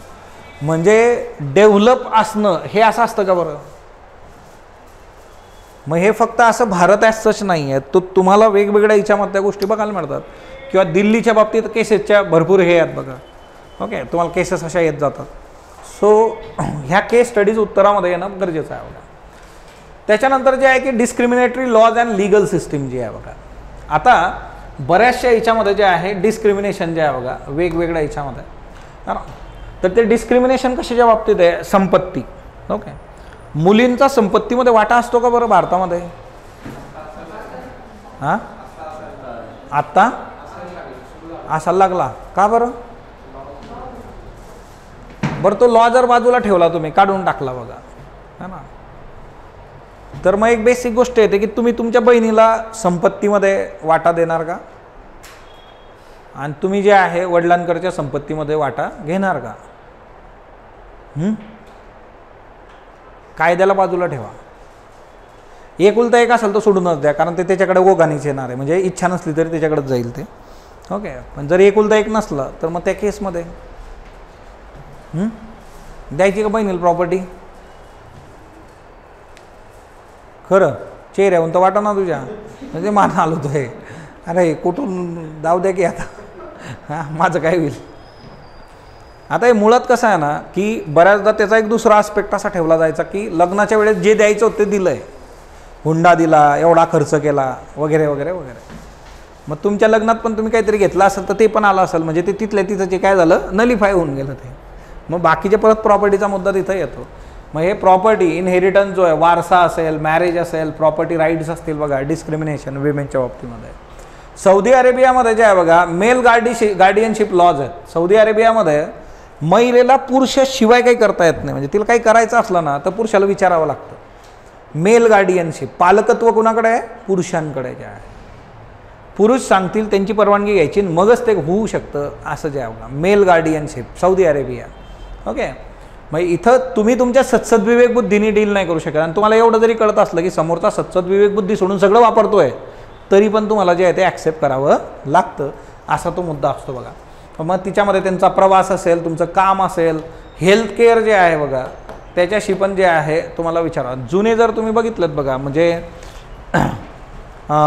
मूवीज किंवा मालिका, तिच्यामध्ये ज्या राहतं बघा, समजा राणीची तब्येत खराब आहे, मग वैद्य किंवा हकीम ते यायचे बघा, मग ते नाडी पाहून औषध द्यायचे. मग तिच्यामध्ये पण कसं राहायचं, तो पडदा राहणार एक, तिच्यामध्ये राजाची परमिशन घेतली जायची, कारण नाडी पाहायची म्हणजे काय आलं तिथं स्पर्श आला बघा, तर मग परपुरुषाचा स्पर्श आहे तो, वैद्य आहे तो, मग तिच्यामध्ये जे आहे की हे नॉर्म्स म्हणजे डॉक्टरच्या याच्यात पण की मराल टेकलेत तिथं पण, मग राजा म्हणणार हां हां ठीक आहे चालतं आहे, मग तो हात तेवढासा बाहेर निघणार फक्त एवढा, जीप पाहायचा संबंधच नाही. तुम्ही डॉक्टरकडे गेलं, डॉक्टर विचारला जीप दाखवा म्हणून, तसा काय संबंधच नाही तिथं. ओके, कारण चेहरा पाहू शकत नाही तुम्ही. हे आताचा ना, हे आधीपासूनचा सीन आहे आणि तिच्यामध्ये तेवढ्या डील करायचं. मग कधी कधी जीवावर पण बेतल ना त्याच्या, ते कसं डील करणार आपण. लीगल ऑटोनॉमी डिनाय केलेली आहे बघा, continued development of male family members, हे सगळं जे आहे की ते पॅट्रियार्की आहे. जे कायदे असतील, पॉलिसीज असतील तर त्या पुरुषांना धरून त्या डील केलेल्या आहेत. Then lack of access to एज्युकेशनची आहे बघा. आता मुलींना शाळेत पाठवणं, एक तर गरिबी असेल, चाइल्ड मॅरेज असेल किंवा सोसायटल नॉर्म्स, की मुलगी शिकली तर प्रॉब्लेम होईल बघा. मग आता तशी एक कादंबरी अजून आहे, ब्राह्मण कन्या, केतकरांची कादंबरी आहे. मग तिची सुरुवातच अशी आहे की कालिंदी तिची माणिका आहे आणि कालिंदीने जे काही केलं ते ऐकून स्त्री शिक्षणाचे जे पुरस्कर्ते आहेत त्यांना त्रास झाला असेल, कारण कालिंदी शिकते आणि शिकल्यानंतर कालिंदी जे आहे लग्न न करताच दुसऱ्या एका पुरुषाबरोबर राहायला निघून जाते. आजच्या डेटमध्ये त्याला लिव्ह इन वगैरे म्हणतात. ओके, जुन्या काळी ज्याला जे आहे ना आपल्या भाषेमध्ये जे आहे की बाई ठेवणे हा जो प्रकार असतो बघा, पण तिच्यामध्ये ही स्वतःहून तो निर्णय घेते, ती जाते. त्याची पार्श्वभूमी वेगळी आहे, तिथला जो सगळा हे आहे की आता हिच्यात मुद्दा कसा असतो बघा की हे जे कायदे होते, इथं जो मुद्दा होता हा सगळा जो होता की इनहेरिटन्स, मॅरेज. आता मॅरेज कन्सर्न जे आहे की जर लग्नाशिवाय मूल झालं, त्याला जर वडिलांचं नाव नाही आहे तर मग त्या केसमध्ये काय आहे, इलिजिटिमेट, म्हणजे डिग्निटी मिळणार नाही तुम्हाला. मग तिथं लग्न पाहिजे आणि नाव कुणाचं, पुरुषाचं नाव तिथं असलं पाहिजे, है ना. मग नारायण सुर्वेंची एक कविता पण आहे, मास्तर तुमचंच नाव लिहा. एक महिला आहे आणि जी वेश्या व्यवसाय करते आणि तिचा जो मुलगा आहे त्याला शाळेत टाकायचं आहे, आणि त्याला शाळेत टाकायचं आहे म्हटल्यानंतर जे आहे तिला पण माहीत नाही आता हे कोणाचं आहे. मग शेवटी जे आहे नाव लिहायचं आहे शाळेत टाकताना, तर मग ती म्हणते की मास्तर एक काम करा, तुमचंच नाव लिहा बाप म्हणून. मला पण आठवत नाही आता, बापाशिवाय हे होणार नाही का, म्हणजे तिथं पुरुष तो तिथं आहे, जर ते नसेल तर मग त्या केसमध्ये इलिजिटिमेटचा जो ठप्पा लागतो तुमच्यावर तो कसा डील होणार, है ना. म्हणजे साऊथ आफ्रिकेमध्ये गांधीजींनी जो लढा दिला तिच्यामध्ये एक मुद्दा असा होता की साऊथ आफ्रिकेमध्ये जे लग्न व्हायचे भारतीयांचे, मग ते हिंदू असतील, मुस्लिम असतील, त्या पद्धतीने लग्न होत होती. आणि हिच्यामध्ये एक मेजर कन्सर्न कसा होता की ही लग्न होत असताना त्यांनी सांगितलं की आमच्या पद्धतीने, आमच्या धर्मानुसार झाली पाहिजेत, ख्रिश्चन धर्मानुसार झाली पाहिजेत, तशी होत नसतील तर मग हे ॲक्सेप्टेबल नाही आम्हाला, हे लग्न मान्य नाही. आणि त्या लग्नांमधून जन्माला आलेली जी अपत्य आहेत त्यांना इलिजिटिमेट म्हटलं गेलं, जिच्यामुळे आपल्या भारतीय महिलांच्या डिग्निटीचा प्रश्न निर्माण झाला.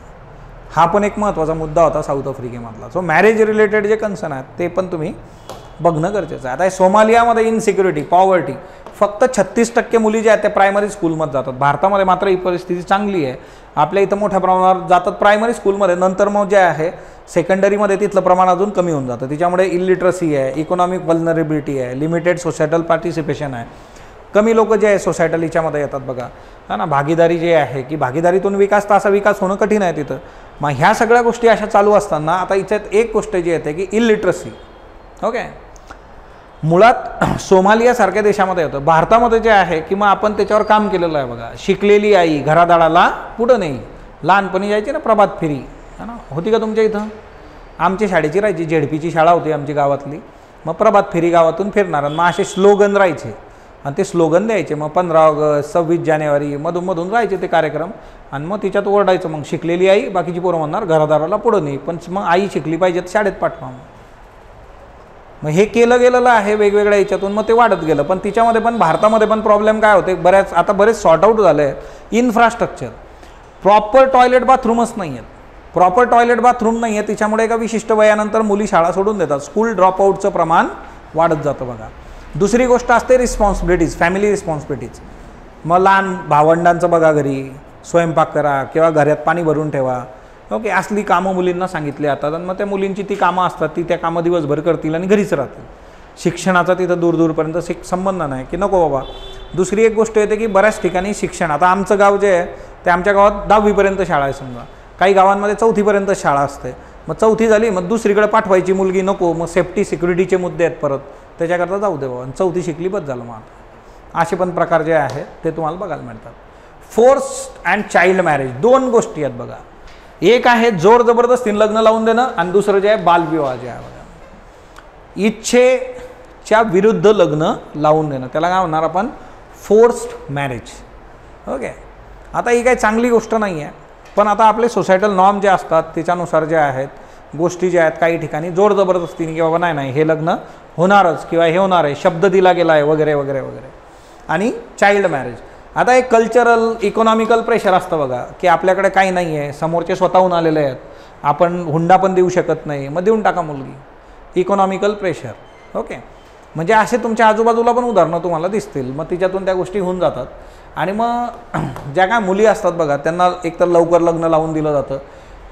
लवकर लग्न लावलं, शिक्षणाचा विषय मिटला, तिथं तुमचा संबंधच येत नाही.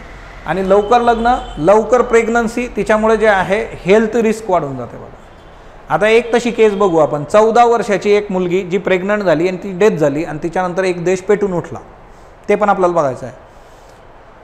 मुळात जे आहे हेल्थ कन्सर्न खूप मेजर याच्यामध्ये आहेत की जर तुम्ही वय वर्ष 18पेक्षा कमी याच्यामध्ये लग्न लावून दिलं तर मग तो प्रॉब्लेम आहे.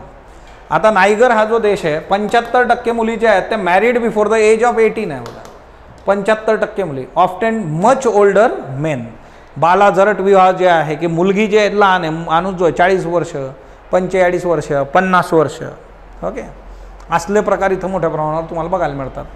त्याच्यानंतर जे आहे की अर्ली प्रेग्नन्सी आहे, मग स्कूल ड्रॉपआउट, शाळेचा तर संबंध येत नाही कारण लग्न झालं आहे, घरच्या जबाबदाऱ्या करा, है ना, रांधावाडा उष्टी काढा, चहा करा, मॅगी करा, है ना. 2 मिनिटात जरी होत असली तर 2-2 मिनिटांनी लोक मागतात करता का मॅगी म्हणून. Okay, limited agency over the life choices जे आहे बघा.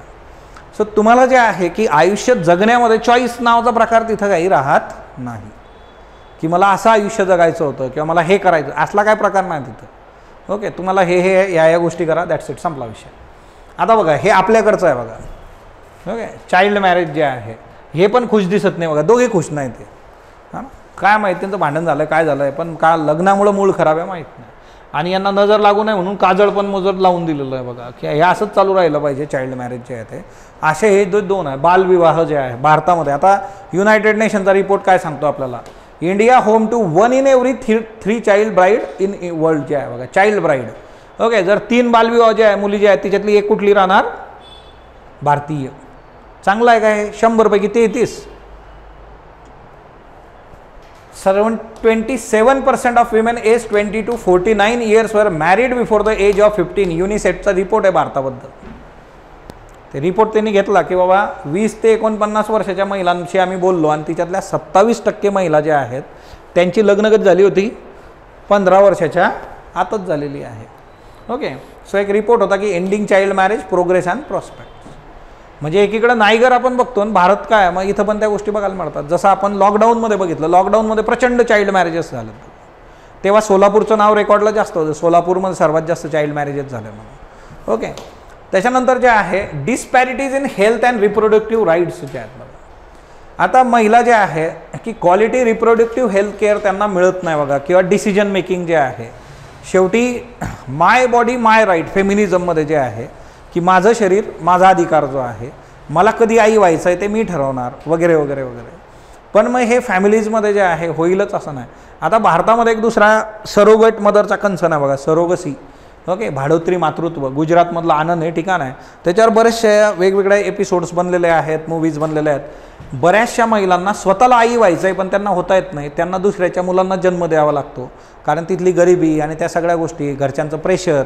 तर तुम्ही दुसऱ्यांच्या मुलांना जन्म द्या, 2-2, 3-3, 4-4 मुलं ते दुसऱ्याच्याच मुलांना जन्म देत आहेत, स्वतःच त्यांना आई होता येत नाही आहे. असे जे रिप्रोडक्टिव्ह चॉईस काय असते की रिप्रोडक्टिव्ह चॉईस आहे की मला कधी आई व्हायचं आहे ते मी ठरवणार.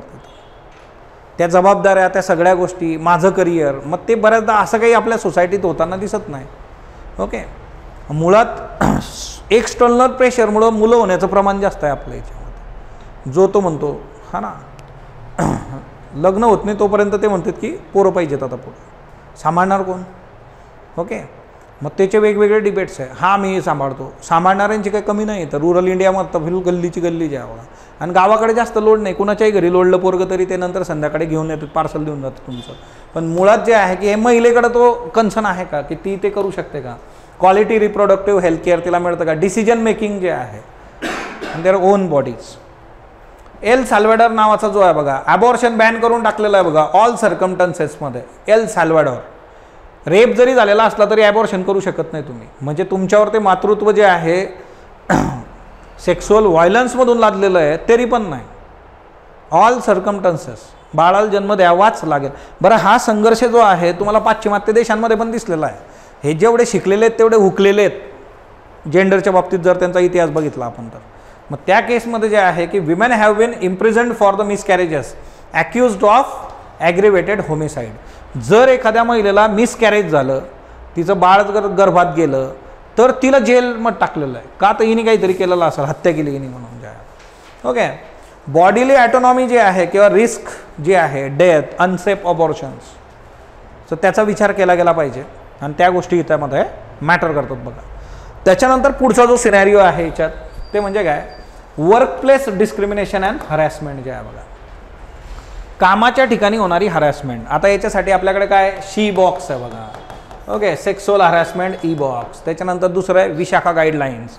ओके, पॉश कायदा जो आहे, आपल्या यूट्यूब चॅनलवर याचे व्हिडिओज आहेत बघा. ओके, कुणीतरी ती लिंक तुमच्या ग्रुपमध्ये टाकून घ्या, म्हणजे त्या ग्रुपमध्ये असले सोपं जातं आपल्याला, एखाद्याला नाही सापडली तर. युनायटेड स्टेट्समध्ये मी टू मूवमेंट चालली होती बघा.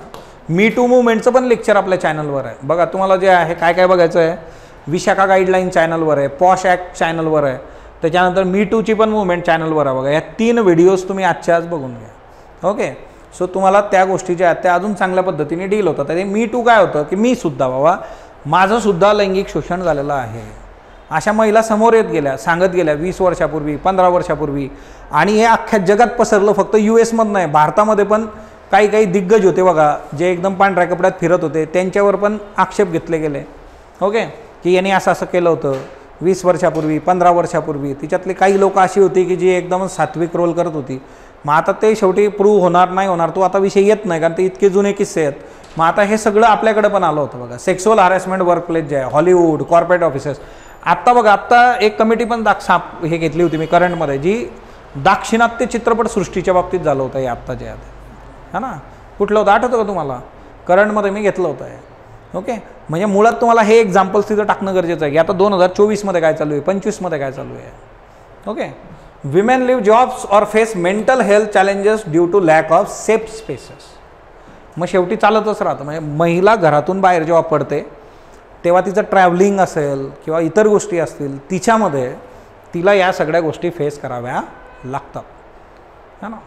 मग बसमध्ये असेल, ट्रॅव्हल्स, लोकल, ऑफिसमध्ये असेल, या सगळ्या गोष्टी. आणि मग कुठेही जर सेफ स्पेस मिळत नसेल तर मग काय करा बाबा, असंच परिस्थिती आहे, जबाबदारी आहे. मग आता सेक्शुअल हॅरॅसमेंट ॲट वर्क प्लेसमध्ये काय काय गोष्टी असतात बघा. बट स्लॅपिंग जे आहे, ओके, हे बट स्लॅपिंग आहे बघा, मागून जे आहे स्लॅप करणं. त्याच्यानंतर जे ऑगलिंग, मेकिंग सेक्शुअल कमेंट जे आहेत, लैंगिक टिप्पणी करणं जे आहे. Spreading sexual rumours about employee, एखाद्या व्यक्तीबद्दल काहीतरी लैंगिक जे आहे रुमर्स पसरवणं जे आहे. त्याच्यानंतर जे आहे सेक्शुअल रोमॅन्टिक अनवॉन्टेड गिफ्ट जे आहेत ते देणं जे आहे. समोरच्याला जे गिफ्ट घ्यायची इच्छा नाही तसे गिफ्ट द्यायचे, हा एक याच्यामध्ये मुद्दा येतो. त्याच्यानंतर रिपीटिंग हग्स जे आहेत. आता ह्या कॉर्पोरेट वगैरेमध्ये जे आहेत असं गळा भेट घेणं एकदम कॉमन गोष्ट आहे, तिच्यात कोणी आलं तरी. पण तिच्यामध्ये पण एक गोष्ट आहे की एक फॉर्मॅलिटी आणि एखाद्याने वारंवार तसं करणं, ह्या 2 गोष्टी ज्या आहेत. ओके, अनवॉन्टेड टचिंग जे आहे. त्याच्यानंतर जे आहे एम्प्लॉईची सेक्स लाईफ जे आहे दुसऱ्यासमोर डिस्कस करणं, अशा सगळ्या गोष्टी. हे कशामध्ये येतं? सेक्शुअल हॅरॅसमेंट ॲट वर्क प्लेसमध्ये येतं. बरं, याच्या पलीकडे जी आहे की अदर दॅन सेक्शुअल हॅरॅसमेंट होते का, तर ती पण होते. Making offensive gesture, negative talking जे आहे, कुणाच्या वंशाबद्दल, जातीबद्दल, त्याच्याबद्दल निगेटिव्हली बोलणं, कोण कसं दिसतं, कपडे कसे घालतं त्याच्याबद्दल जे आहे निगेटिव्ह बोलणं. म्हणजे आता प्रत्येकाचं एक कल्चर आहे किंवा प्रत्येकाची, काही लोक खूप सिम्पल राहतात, मग त्याच्याबद्दल काहीतरी बोलायचं, त्याला काहीतरी बाबा की हे खूपच म्हणजे जे आहे डेव्हलप आउटडेटेड आहे बाबा अशा पद्धतीने. किंवा जे आहे इन ॲप्रोप्रिएट जोक्स वगैरे एखाद्यावर करणं. म्हणजे त्या गोष्टी ज्या आहेत त्या येतात की नॉन सेक्शुअल हॅरेसमेंट जे आहे. ओके. त्याच्यानंतर स्किन कलर जे आहे, एखादी व्यक्ती जी आहे ती कशी दिसते, त्याचा रंग कसा आहे, तिच्याहून चर्चा करणं, ह्या सगळ्या गोष्टी ज्या आहेत. मग नॉन सेक्शुअल आणि sexual harassment at work place हे चालू असतं बघा. मग हे होता कामा नाही. बरं, याच्याकरता विशाखा गाईडलाईन्स आणि त्याच्यानुसार जे आहे की इंटरनल कमिट्या पण येतात की ज्यावेळेस तुम्ही कंप्लेंट फाईल कराल मग तिच्यातून पण ती संस्था पण तेवढी ट्रान्सपरंट आणि तेवढी जी आहे जबाबदार पाहिजे, त्यांनी त्या गोष्टी केल्या पाहिजेत. ओके. कॉन्फ्लिक्ट अँड डिस्प्लेसमेंट जे आहे बघा, during war displacement women girls are often targeted for sexual violence, trafficking, exploitation. Okay. During war displacement जे आहे, आता जिथं जिथं युद्ध होतं बघा, मी तुम्हाला बऱ्याचदा सांगितलं आहे, आता सुदान वगैरे तिकडे भारताने पीस जे आहे किपिंग फोर्स आपली पाठवली. जिथं जिथं युद्ध होतं तिथं सर्वात जास्त अफेक्ट कोण होतं, तर महिला आणि लहान मुलं. हे मी तुम्हाला करंटमध्ये बऱ्याचदा सांगितलेलं आहे. आणि त्यांच्यावर मोठ्या प्रमाणावर अत्याचार तुम्हाला बघायला मिळतात. किंवा इस्लामिक स्टेटनी पण कितीतरी विमेन स्लेव जे आहेत है ना, त्यांना जे आहे त्रास दिलेला आहे, लैंगिक शोषण प्रचंड त्यांचं केलेलं आहे बघा. सो या केसेस जे आहे, डेमोक्रेटिक रिपब्लिक ऑफ काँगो जे आहे DCR, सेक्शुअल व्हायलन्स जे आहे एक वेपन म्हणून वापरलं गेलेलं आहे वॉरमध्ये डिकेड्सपर्यंत. महिलांवर अत्याचार करणं जे आहे बघा ड्युरिंग वॉर, हे वर्षानुवर्ष चाललेलं आहे बघा. कॉन्फ्लिक्ट जेव्हा जेव्हा होतो हजारो महिलांवर बलात्कार केले गेलेले आहेत तिथे. Okay. Trauma, social exclusion, health complication जे आहेत बघा, जी लोक वाचतात तिच्यातून त्यांना ट्रॉमा जो असतो बघा की असं आपल्याबरोबर घडणं हे भयंकर आहे ना, की ही गोष्ट जी आहे आपल्याबरोबर ज्यावेळेस घडते अशी की असा धक्का बसणं, तो धक्का पचवणं, तिच्यातून बाहेर येणं हे बऱ्याच लोकांना शक्य होत नाही. आणि त्यातून जे आहे बऱ्याचदा सोशल एक्सक्लुजन झालेलं आहे. एवढ्या एक्स्ट्रीम लेवलला सोशल एक्सक्लुजन आहे की तुम्ही विचार करू शकत नाही की बाबा तुमच्याबरोबर असं काही झालं आहे ना, मग तुम्ही तिकडंच थांबा, आता इकडं काही येऊ नका. मग पावित्र्याच्या ज्या काही आपल्या संकल्पना आहे, योनिसुचितेच्या ज्या काही संकल्पना आहेत त्याचं काय करणार आपण, असा पण एक महत्त्वाचा कन्सर्न आहे बघा, जो फेमिनिझममध्ये वारंवार समोर ठेवला जातो.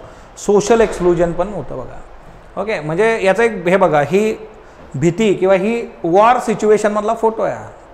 ओके. हे पाण्यामध्ये थांबलेले आहेत बघा हे सगळे, हे लहान मूल, आता याचं वय किती आहे, या महिला मुळात. आणि सोशल एक्सक्लुजन हे इतकं एक्स्ट्रीम असतं. तुम्ही जर बघितलं साबरीमालाच्या बाबतीमध्ये, साबरीमाला टेम्पल जे आहे, तर ज्या वेळेस कोर्टाने म्हटलं की तुम्ही प्रवेश करू शकता, म्हणजे ऑल एज ग्रुप्सला एंट्री तिथं आहे. मग ज्या महिलांनी असा प्रयोग केला की त्यांनी जे आहे ना तिथं एंट्री घ्यायचा प्रयत्न केला, नंतर त्या न्यूजमध्ये आल्या, त्यांच्या स्वतःच्या घरच्यांनी नाकारलेलं आहे, त्यांना घरच्यांनी नाकारलेलं आहे.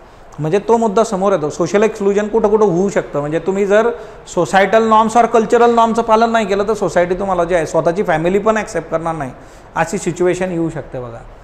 International criminal courts recognition of gender persecution जे आहे बघा, आता हे काय आहे ना की आंतरराष्ट्रीय क्रिमिनल कोर्टनी पण ह्या गोष्टींवर फोकस टाकलेला आहे की जेव्हा युद्ध होतं, ते युद्ध होत असताना जे काही आर्म कॉन्फ्लिक्ट दरम्यान महिलांवर किंवा जेंडर क्राईम जे होतात बघा, जेंडर बेस्ड क्राईम, तर त्याच्यावर काम झालं पाहिजे आणि त्याच्या अगेन जे आहे गोष्टी डील झाल्या पाहिजे. आणि मग हिच्यामध्ये जो आहे मालीमधला एक लीडर होता बघा, लष्कर मिलिटिया लीडर जे आहे, त्याच्या अगेन जे आहे प्रोसिडिंग झाल्या होत्या बघा. ओके. की इथून पुढं अशा गोष्टी होऊ नये. मग ही केस आहे 2023मधली मालीमधला जो आहे की तुम्ही महिलांच्या बाबतीत अशा गोष्टी केलेल्या आहेत, त्यांचं लैंगिक शोषण केलेलं आहे.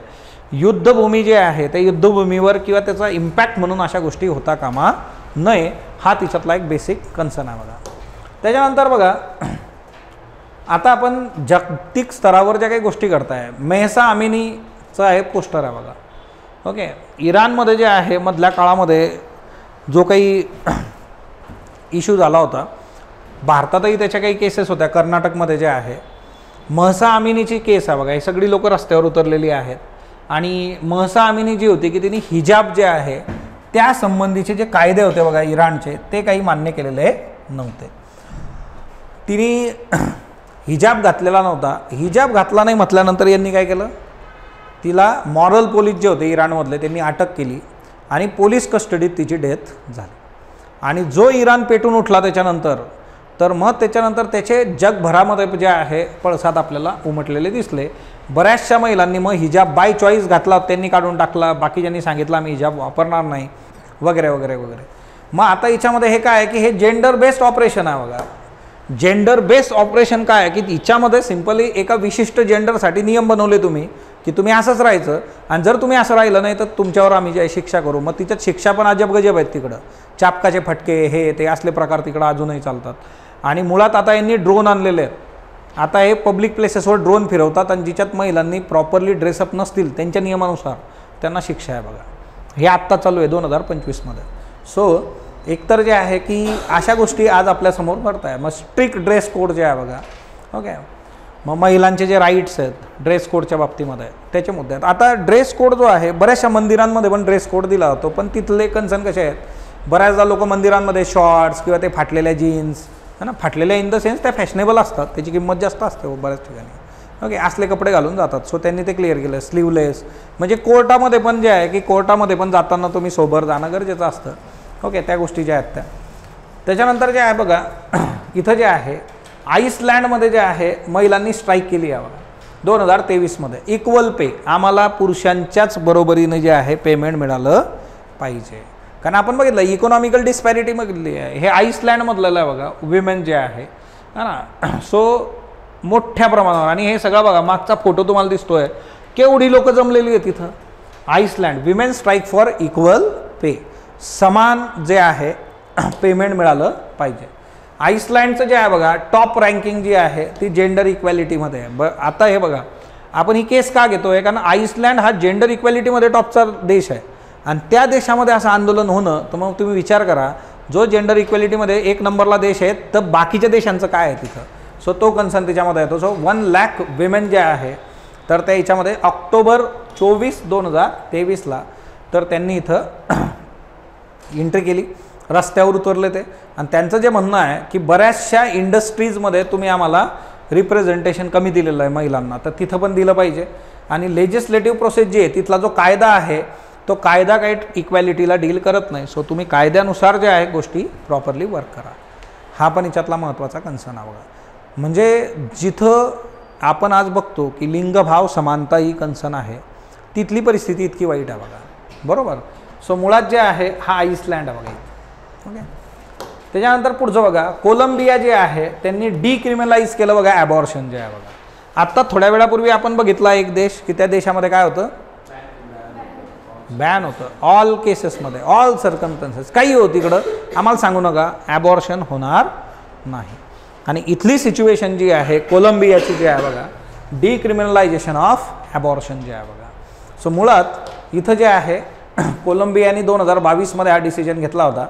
आणि जे आहे ऑबियसली जे आहे महिलांचे जे रिप्रोडक्टिव्ह राईट्स आहे लॅटिन अमेरिकेच्या बाबतीमध्ये ते हिच्यामध्ये समोर आले होते की हे चांगलं आहे, अफर्मेटिव्ह ॲक्शन, सकारात्मक कोलंबियाच्या बाबतीमध्ये जे आहे. कोलंबिया हा इकडं कोलंबिया इथं जे आहे. म्हणजे मुळात जे आहे डोनाल्ड ट्रम्प यांनी जे आहे महिलांचे जे काही घटनादत्त अधिकार होते बघा रिप्रोडक्टिव्ह ते काढून घेतले होते. ते नंतर परत जो बायडन यांनी त्याच्यासाठी काही कायदे आणि त्या गोष्टी केल्या होत्या. आता परत डोनाल्ड ट्रम्प आलेले आहेत बघा.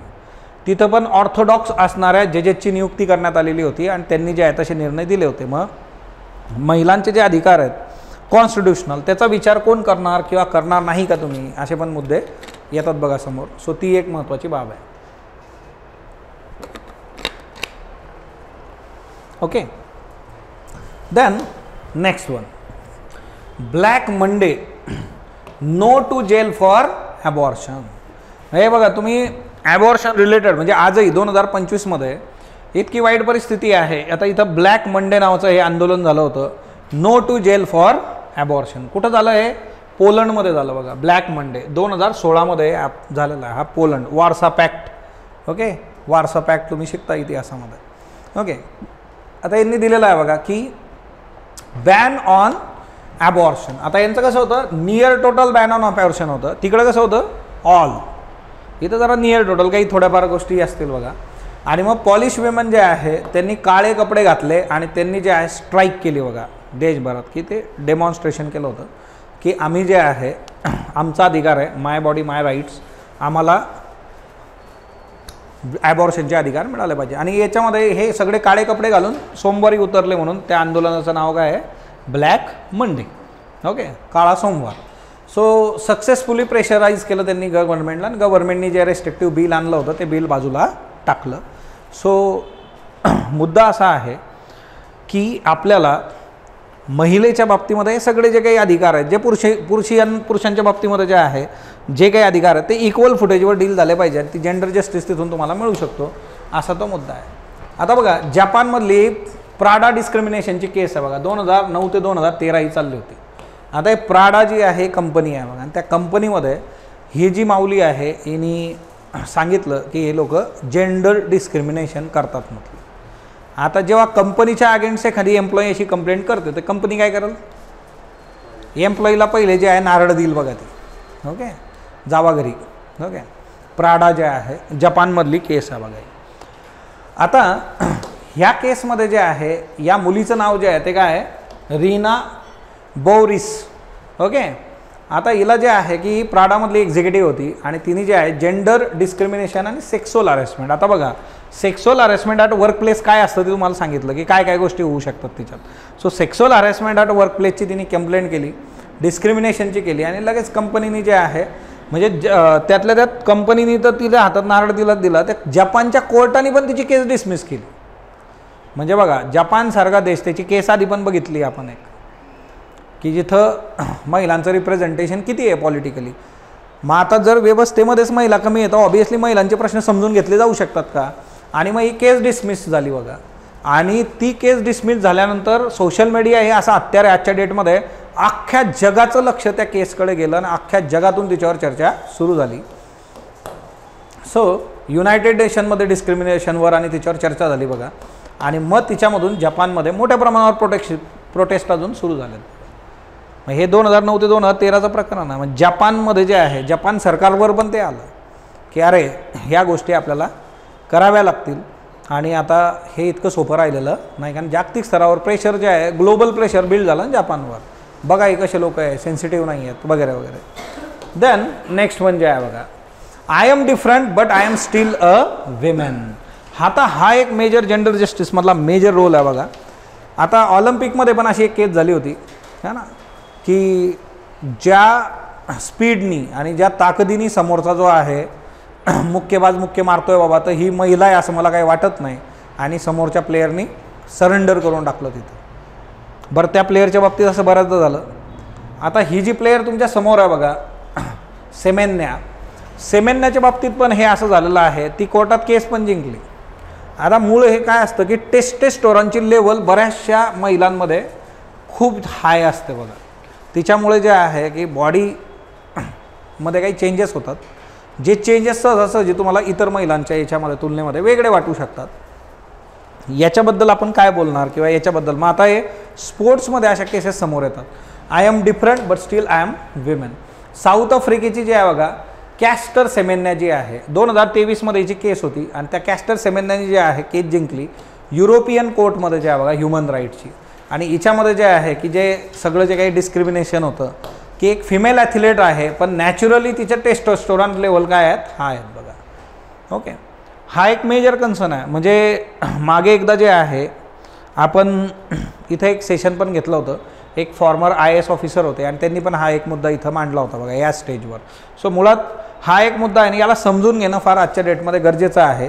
सेमेन्ना जे आहे तिला खेळण्यापासून वंचित ठेवलेलं आहे आणि हे मान्य केलं की ती महिलाच आहे, एवढंच की तिच्या टेस्टोस्टेरॉन लेवल काय आहेत, हाय आहेत, आणि ते ॲग्रेशन किंवा त्या गोष्टी ज्या आहेत ती एनर्जी तिथून येते. पण तिला जे आहे बार केलेलं आहे बघा की जेंडर, बायोलॉजी, फेअरनेस, स्पोर्ट्स सगळ्या ह्याच्यातून जे आहे की ती खेळू शकत नाही आता, कॉम्पिटिंग हायलायटिंग जे आहे बघा.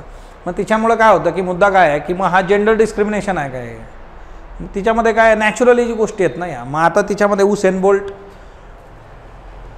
त्यांनी अख्खं जग गाजवलं बघा रनिंगमध्ये जे आहे. ओके, म्हणजे आपले जे प्लेयर्स आहेत रनिंगमध्ये ते तेवढे स्टँड होत नाही जेवढे हे होतात. तर मग याचं कारण बरेच जण म्हणतात की त्यांची हाईट जास्त आहे, उंच आहेत ते, मग त्यांचे पाय मोठे आहेत बाबा, हा ना, ते मोठ्या उंचीवर जे आहे इथून तिथं उडी पटकन जाते त्यांची जे आहे, ते मोठं अंतर कापतात. मग हे नॅचरलच आहे ना त्यांना. मग रनिंग करताना तुम्हाला काय करावं लागेल, एका वजनाचे एका उंचीचे लोक पळवा, मग त्यांचे पाय पण सारखेच पाहिजे.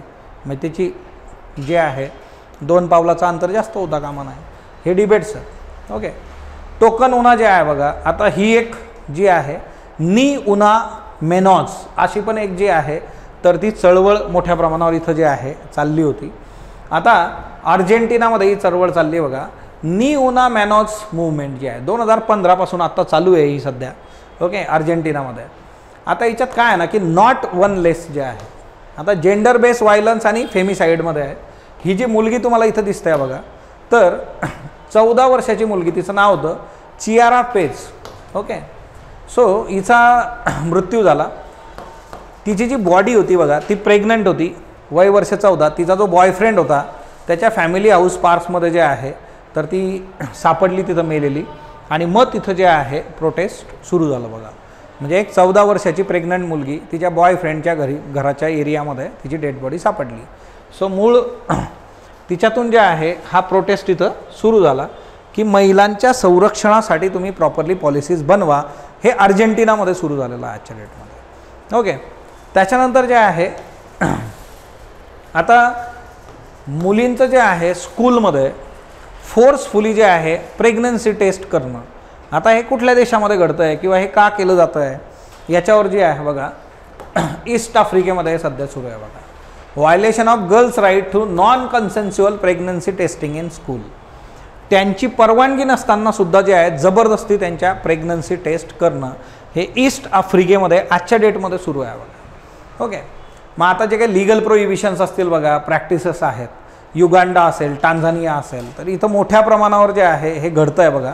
आणि इथले जे काही असे काही ग्रुप्स आहेत की जे स्टिग्मेटाईज करतात बघा. स्टिग्मेटाईज म्हणजे काय की एखाद्यावर ठपका ठेवणं, स्टिग्मा, ओके. सोशल टॅबू ज्याला आपण म्हणतो ना की सामाजिक बाबा हिच्यामध्ये ही गोष्ट ॲक्सेप्टेबल नाही आहे. मग तिथले असे काही ग्रुप्स आहेत की जे ग्रुप्स अशा पद्धतीने काम आजच्या डेटमध्ये करतायत बघा. सो हा एक मुद्दा हिच्यामध्ये मॅटर करतो. आणि फोर्स प्रेग्नन्सी टेस्ट. मग आता एक तर मुद्दा आहे की फोर्स कुठलीही गोष्ट असता कामा नये. आता थोड्या वेळापूर्वी आपण काय बघितलं होतं, मॅरेज, फोर्स मॅरेज, ते असता कामा नाही, ओके. की जोर जबरदस्तीने लग्न लावणं, जोर जबरदस्तीने जे आहे त्यांच्या टेस्ट करणं. मग हे ईस्ट आफ्रिकेत आजच्या डेटमध्ये सुरू आहे. तिथला जो समाज आहे तो समाज काय करतो आहे की मुलींच्या बाबतीमध्ये जे आहे अशा पद्धतीने गोष्टी वर्क करतो आहे. मग हे ॲक्सेप्टेबल नाही आहे. तुम्ही प्रत्येक जेंडरला डिग्निटीनी जपणं आणि त्या डिग्निटीनी जगवणं गरजेचं आहे बघा. आता बघा 2021मध्ये युनायटेड नेशन्समध्ये US जे आहे गुगलच्या अगेन्स्ट एक जेंडर डिस्क्रिमिनेशनची केस आलेली होती बघा. न्यूयॉर्कच्या ज्युरीनी जवळपास 1.15 मिलियन जे आहे त्या फिमेल गुगल एक्झिक्युटिव्हला जे आहे अवॉर्ड दिलेला आहे बघा, हा ना. कंपनीने डिस्क्रिमिनेट केलं होतं जेंडर, त्याच्यानंतर तिचं प्रमोशन दिलेलं नव्हतं बघा, हा ना.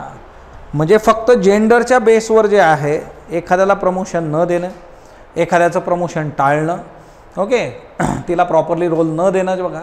म्हणजे जे आहे की अंडरस्कोड जे काही जेंडर बायस आहे बघा टेक इंडस्ट्रीच्या बाबतीमध्ये. आता हे जे काही IT कंपन्या आहे आणि जी टेक इंडस्ट्री आहे तिच्यामध्ये महिलांच्या बाबतीत डिस्क्रिमिनेशन कसं होतं ते बघा. महिलांच्या बाबतीमध्ये डिस्क्रिमिनेशन मोठ्या प्रमाणावर तिथं होताना आपल्याला आज दिसतं आहे बघा, okay. So gender discrimination in tech giants जे आहे बघा, मोठ्या मोठ्या कंपन्या. म्हणजे फक्त काय आहे ना की आपल्याकडं आर्टिकल 16 आहे की equal opportunity in public employment. तिकडं ज्या प्रायव्हेट कंपन्यांमध्ये हे सर्रास होताना आज दिसतं आहे की कॅपेबल असूनसुद्धा एखाद्याला जे आहे बाजूला करणं, तर हे फार कॉमन तिच्यामध्ये आहे. सो हे गुगलची केस आहे, गुगलमध्ये हे घडलेलं आहे बघा टेक जायंट्सच्या बाबतीमध्ये. त्याच्यानंतर चायनाने 2025चा जर विचार केला तर चायनाने ज्या काही महिला उद्योजिका आहेत त्यांना प्रमोट केलेलं आहे, महिला उद्योजिकांना जे आहे सपोर्ट केलेला आहे. याच्यामध्ये अलिबाबासारखी कंपनी, जे मी तुम्हाला खूप सुरुवातीच्या याच्यामध्ये लेक्चरच्या सुरुवातीच्या टप्प्यात सांगितलं होतं की महिला उद्योजिकांना जे आहे, म्हणजे आपण ज्यावेळेस बघतो ना की सकारात्मक काही गोष्टी जेंडरच्या बाबतीमध्ये आपल्याला देणं अपेक्षित आहे, जसं आपण वेगवेगळे कन्सर्न बघितले तसं अफर्मेटिव्ह ॲक्शन काय आहे. तर मग चायनासारखा देश आजच्या डेटमध्ये जे आहे की इथं एक स्टेटमेंट आहे की female entrepreneurship brings innovation diversity in economic growth. म्हणजे महिला उद्योजक जे आहेत त्यांच्या हातात जर तुम्ही गोष्टी दिल्या तर त्या करू शकतात, तर त्या तुमच्यासाठी खूप चांगल्या पद्धतीने कामं करू शकतात, तुम्हाला जे आहे खूप चांगल्या पद्धतीने जे आहे इकॉनॉमिक ग्रोथ देऊ शकतात.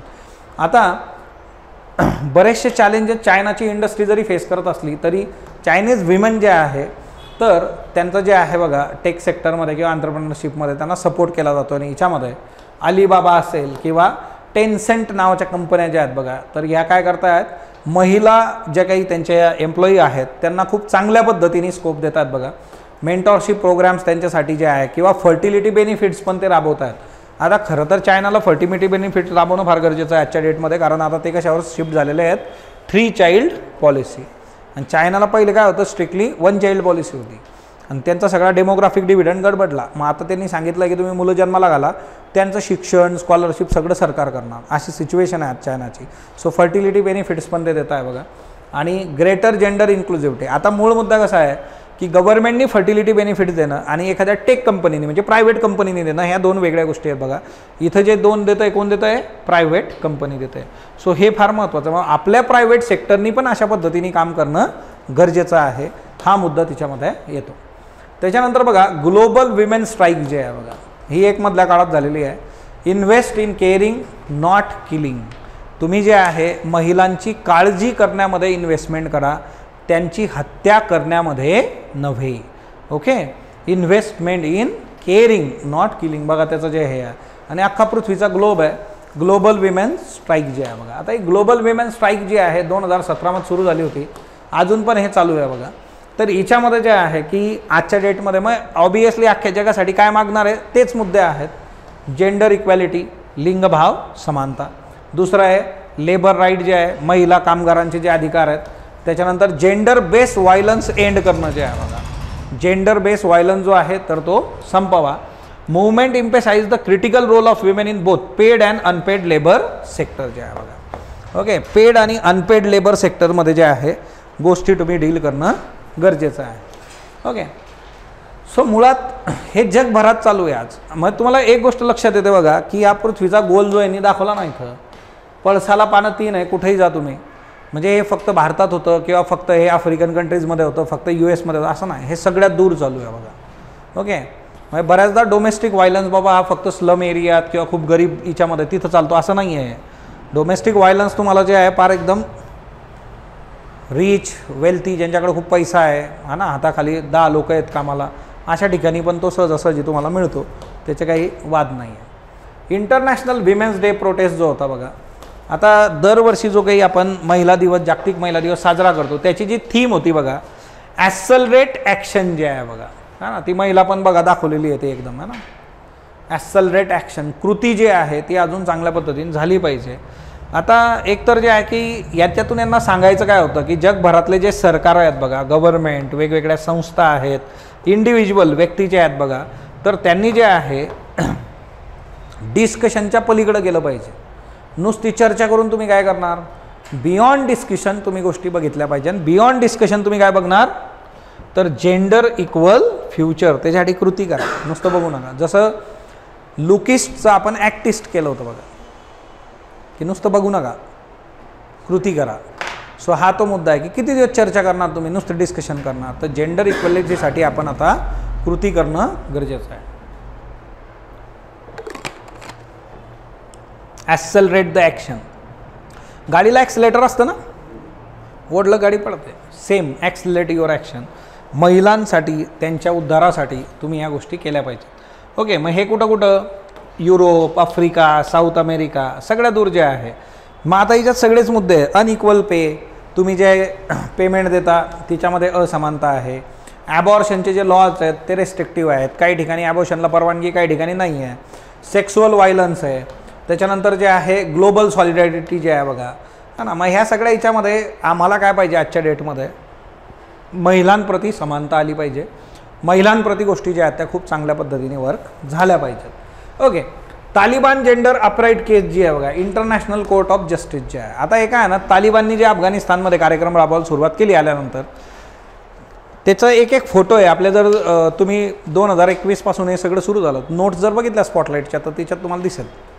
सुरुवातीला त्यांनी काय केलं, वर्गामध्ये मध्ये पडदा लावला बघा असा, इकडं मुली इकडं मुलं. काही दिवसांनी त्यांनी मुलींना यायला बंदी केली तिथून. हळूहळू हळूहळू एक एक गोष्ट ते लावली. मग आता 4 देश आहेत बघा, कॅनडा, ऑस्ट्रेलिया, जर्मनी आणि नेदरलँड. हे जे 4 देश आहे, हे 4 देश गेले इंटरनॅशनल कोर्टमध्ये. आणि इंटरनॅशनल कोर्ट ऑफ जस्टिसमध्ये यांनी सांगितलं की तालिबान जे आजच्या डेटमध्ये करतं आहे ते जेंडर डिस्क्रिमिनेशन आहे, महिलांच्या डेव्हलपमेंटच्या विरोधात या सगळ्या गोष्टी आहेत. शिक्षण त्यांना नाकारलं जातं आहे, घराच्या बाहेर ते जाऊ शकत नाही, नोकरी करू शकत नाही, बोलू शकत नाही कोणाशी. गार्डनमध्ये फिरायला जायचं त्यांनी दिवस ठरवून दिले आहेत, गार्डनमध्ये महिला कुठल्या दिवशी जातील आणि पुरुष कुठल्या दिवशी जातील. म्हणजे 2 लोक गार्डनमध्ये फिरू शकत नाही, पुरुष आणि महिला एकाच वेळेस. तुम्ही बघा म्हणजे ओके, हे कुठल्या लेवलला ते घेऊन गेलेलं आहे. ओके, आता हिच्यातून खरं तर काय येईल आणि ते इंटरनॅशनल कोर्ट ऑफ जस्टिस तालिबानला काय सांगणार. कारण तालिबान म्हणजे हे असं प्रकरण आहे की ते माणसात नाही आहे, त्यांना सांगण्याचा काही रोलच नाही डायरेक्ट. तालिबानबरोबर भारताचे सगळे डिप्लोमॅटिक अफगाणिस्तानबरोबरचे सगळे रिलेशन आता पॉज आहेत सध्याच्या ह्याच्यात. आत्ता बोलणं झालं आहे परत, त्यांचं म्हणणं आहे की तुम्ही आमच्यासाठी या गोष्टी करा, पण असं करा म्हणजे काय, तालिबानला तुम्ही मूकसंमती देणं आणि ते आपल्याला परवडणारं नाही. त्याच्यामुळे ते कठीण आहे होणार. ओके ओके काय काय मग ते असतं ना, आज जसं आपण म्हणतो पाकिस्तानात आम्ही जाणार नाही, हे नाही ते नाही, ते जास्त घेते. ते वेगवेगळे रिजन्स वेगवेगळ्या ह्याच्यातून ते डील केले जातात. आता ते अफगाणिस्तानमधून क्रिकेट वगैरे त्याच्यातून त्यांना समजा, आता त्याचा पॉईंट ऑफ व्ह्यू काही लोकांचा असा पण असू शकतो की चला एवढं सगळं तरी ही पोरं खेळतायत, यांना प्रमोट करा, म्हणजे तिथलं टेररिझम कमी आणि स्पोर्ट्सकडे लोक वळतील वगैरे, मनोरंजन. वेगवेगळे अँगल्स आहेत त्याचे, वेगवेगळ्या अँगलनी हे तुम्ही बघू शकता. शेवटी लॅटम एअरलाइन्स जेंडर डिस्क्रिमिनेशन केस जे आहे कोलंबियामधली जे आहे बघा, वर्क प्लेस जेंडर डिस्क्रिमिनेशन, हे आता वेगवेगळं आहे, वेगवेगळ्या वर्क प्लेसचे डिस्क्रिमिनेशन गाजलेल्या केस आहे बघा. आता याच्यामध्ये फिमेल को पायलट जी होती बघा, तर तिला जे आहे प्रमोशनच्या प्रोसेसमध्ये प्रॉब्लेम आला होता. जसं आपण आता गुगलची केस बघितली, म्हणजे ह्या केसेस ज्या आहेत त्या फार कॉमन आहेत, सगळ्या दूर तुम्हाला बघायला मिळतात. आणि याच्यामध्ये जे आहे की तिचं favour, emphasising need of due process, equality in employment, की कामाच्या ठिकाणी कसल्याही पद्धतीने जे आहे महिलांचं शोषण होता कामा नाही, असा सिंपल मुद्दा आहे. आता याच्यातले काय नाही, सगळ्याचं सगळं पाठ करणं गरजेचं नाही आहे, किंवा तुम्ही यातले 2 ते 3 केसेस जे आहेत त्या तुम्ही नीट करणं, उत्तर तुम्हाला लिहायचं आहे 150 शब्द 250 शब्द, त्या केसमध्ये तुमचं तयार पाहिजे. त्याच्यानंतर नेक्स्ट वन जे आहे बघा, association for women's right in development जे आहे बघा, 2024ची केस आहे. फेमिनिस्ट इश्यू जे आहेत बघा सगळे, बँकॉकमध्ये जे आहे ॲक्टिव्हिस्ट जमले होते आणि चॅलेंजेस जे आहे बघा, मग मिलिटरीलाइज व्हायलन्स जो असतो बघा युद्धाच्या काळातला जो आहे, किंवा डिजिटल स्पेस रिक्लेमिनेशन आहे. ओके, सो अगेन तोच मुद्दा आहे महिलांच्या राईटसाठी जे आहे. Association for women's right in development 2024 forum जे आहे बघा, ग्लोबली वर्क करतं यांनी बँकॉकमध्ये जे आहे रिसेंटली काम केलं होतं. त्याच्यानंतर जे आहे तुम्हाला एक गोष्ट आता जेंडरच्या बाबतीमध्ये लक्षात घेणं गरजेचं आहे की ज्या वेळेस आपण जेंडरबद्दल लिहितो तर सगळ्यात बेसिक जे आहे आन्सर रायटिंग करत असताना एक गोष्ट लक्षात ठेवायची, ती म्हणजे काय की जेंडर डिस्क्रिमिनेशन. तर सगळ्यात पहिले जेंडर ही संकल्पना काय आहे, कन्सेप्ट ती समजून सांगणे. मराठीमध्ये याला काय म्हणतात, लिंगभाव म्हणतात. ओके, की हे काय आहे, सेक्स वर्सेस जेंडर हा डिफरन्स तुम्हाला सांगितला. ओके, सेक्स काय आहे, इट्स अ नॅचरल थिंग, आणि जे आहे जेंडर काय आहे, कन्स्ट्रक्टेड आहे. सोशल कल्चरल नॉर्म्स जे आहे तुमच्या सोसायटीचे तिच्यामधून हे जन्माला येतं.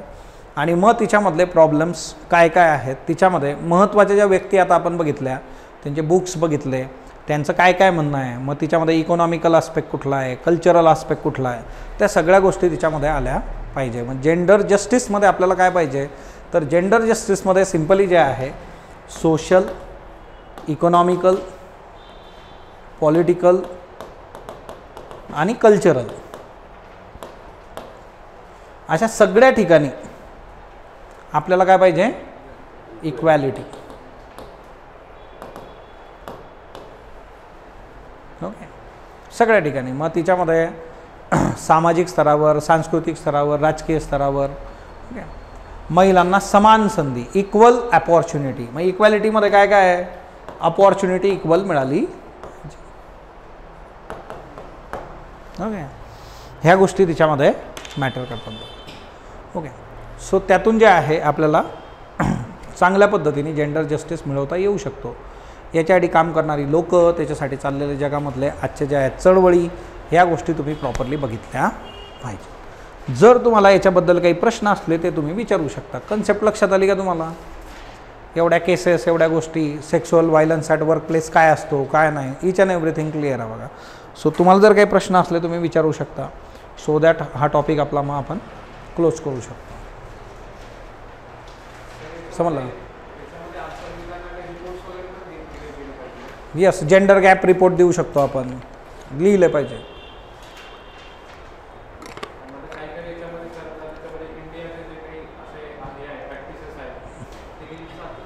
लिहू शकतो ना आपण.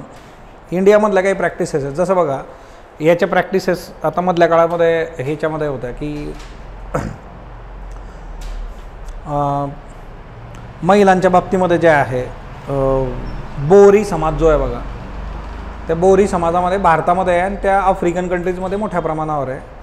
फिमेल जेनायटल म्युटिलेशन जे आहे बघा, ओके ओके, ही केस जी आहे याच्यावर युनायटेड नेशन पण काम करतं आहे. फिमेल जेनायटल म्युटिलेशन, ओके, आफ्रिकन कंट्रीजमध्ये मोठ्या प्रमाणावर आहे. इंडियामध्ये पण काही याच्यामध्ये आहे, याचे रेफरन्सेस मिळतात आपल्याला. आता याला नाव रिलिजियस दिलं जातं, पण मग त्याचं इंटेन्शन आणि त्याच्या मागे जे आहे त्याच्यावर डिपेट्स आहेत. पण तिच्यामुळे त्यांच्यासाठी हे चांगलं नाही आहे, महिलांसाठी थ्रू आउट देअर लाईफ ही गोष्ट चांगली नाही आहे हेल्थ पॉईंट ऑफ व्ह्यूनी. सो त्याच्यामुळे त्याच्यावर बोललं पाहिजे आणि त्याच्यामधून ती गोष्ट कंप्लीटपणे थांबली पाहिजे. अशा वेगवेगळ्या गोष्टी तुम्ही देऊ शकता. आजच्या डेटमध्ये डॉवरीचे केसेस बघा, हुंडा असेल हा ना, किंवा आता मधल्या काळामध्ये एक मूवी आलं होतं लापता लेडीज नावाचं, कोणी बघितलं आहे तुमच्यापैकी? बघितलं आहे इकडं हा ना, ते भारी होतं बघा. म्हणजे तिच्यात तुम्हाला कळतं महिला, मग तिचे ॲस्पिरेशन, तिला मिळणाऱ्या अपॉर्च्युनिटीज, समाज.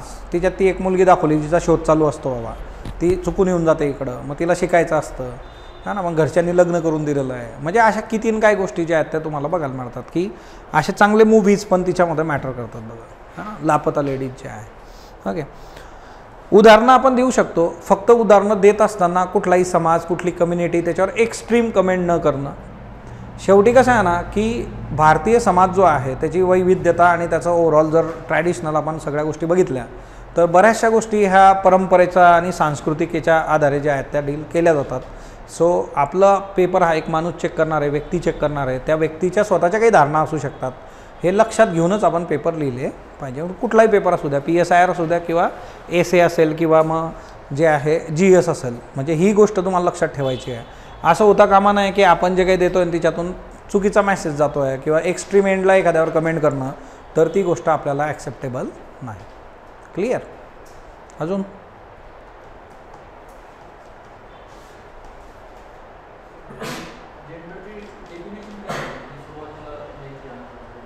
जेंडर म्हणजे काय असतं की समाजाने, एखादा समाज जो आहे तो सामाजिक आणि सांस्कृतिक जे काही प्रथा परंपरा तयार करतो त्याच्यानुसार जे आहे एखाद्या स्त्री किंवा पुरुषांनी कसं वागलं पाहिजे याचे जे नीतिनियम आहे त्याला आपण म्हणतो लिंगभाव किंवा जेंडर. म्हणजे जेंडर ही गोष्ट सोशली कल्चरली डेव्हलप होते. जेंडर जे असतं बघा, तर जेंडर हे कसं आहे की सोशल अँड कल्चरल नॉर्म्सच्या आधारे ते डील होतं बघा. सोशल कल्चरल नॉर्म्स जे असतात त्याच्या आधारे ते डेव्हलप होतं. ओके, किंवा सिम्पल आहे, घुंगट सिस्टीम राहते बघा, घुंगट पाहिजे बाबा एवढं. ओके, मग त्या याच्यामध्ये त्या महिलांसाठी ते आहे, पुरुषांसाठी तसं नाही आहे. तसं सोशल आणि कल्चरल नॉर्म्सच्या आधारे ते कन्स्ट्रक्ट होतं बघा. ओके,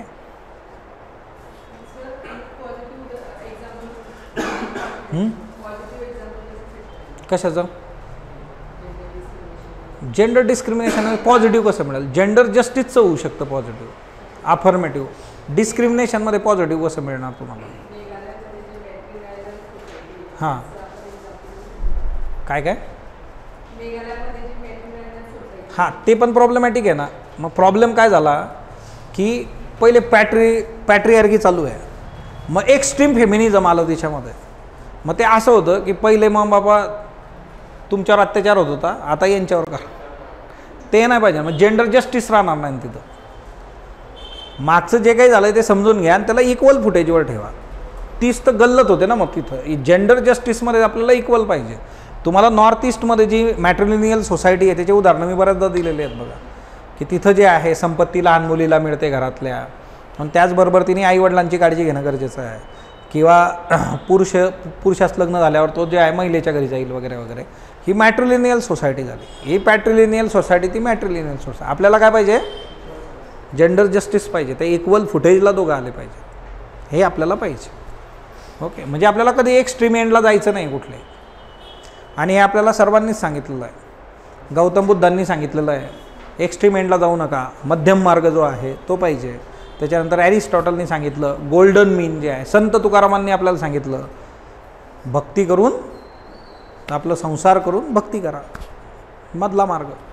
एक्स्ट्रीम सगळं सोडून द्यायचं नाही. म्हणजे आपल्या याच्यात पण होतं स्पर्धा परीक्षेमध्ये बऱ्याचदा जे आहे, मी MPSC करतो, मी UPSC करतो, मग सगळं बंद, व्हॉट्सॲप बंद, फेसबुक बंद, सगळं कोणाशी बोलायचं नाही, मोबाईल स्विच ऑफ करून ठेवतात काही लोक. तेवढं तुम्ही बॅलन्स आयुष्य तुम्हाला जगता आलं पाहिजे ना. असं तुम्ही मग नंतर कळेल तुम्हाला की अरे जग कधी पुढं गेलं मला माहीतच नाही, असं होऊ शकतं ना. त्यामध्ये आपल्याला बॅलन्स पाहिजे, जस्टिस पाहिजे. आपल्याला ती कॉम्पिटिशन नाही आहे. बऱ्याचदा तो गोंधळ होतो की मग एकदम एक्स्ट्रीम फेमिनिझम आणि मग तिच्यातून ते नको आहे आपल्याला. आपल्याला पाहिजे काय, जस्टिस पाहिजे. Okay, clear.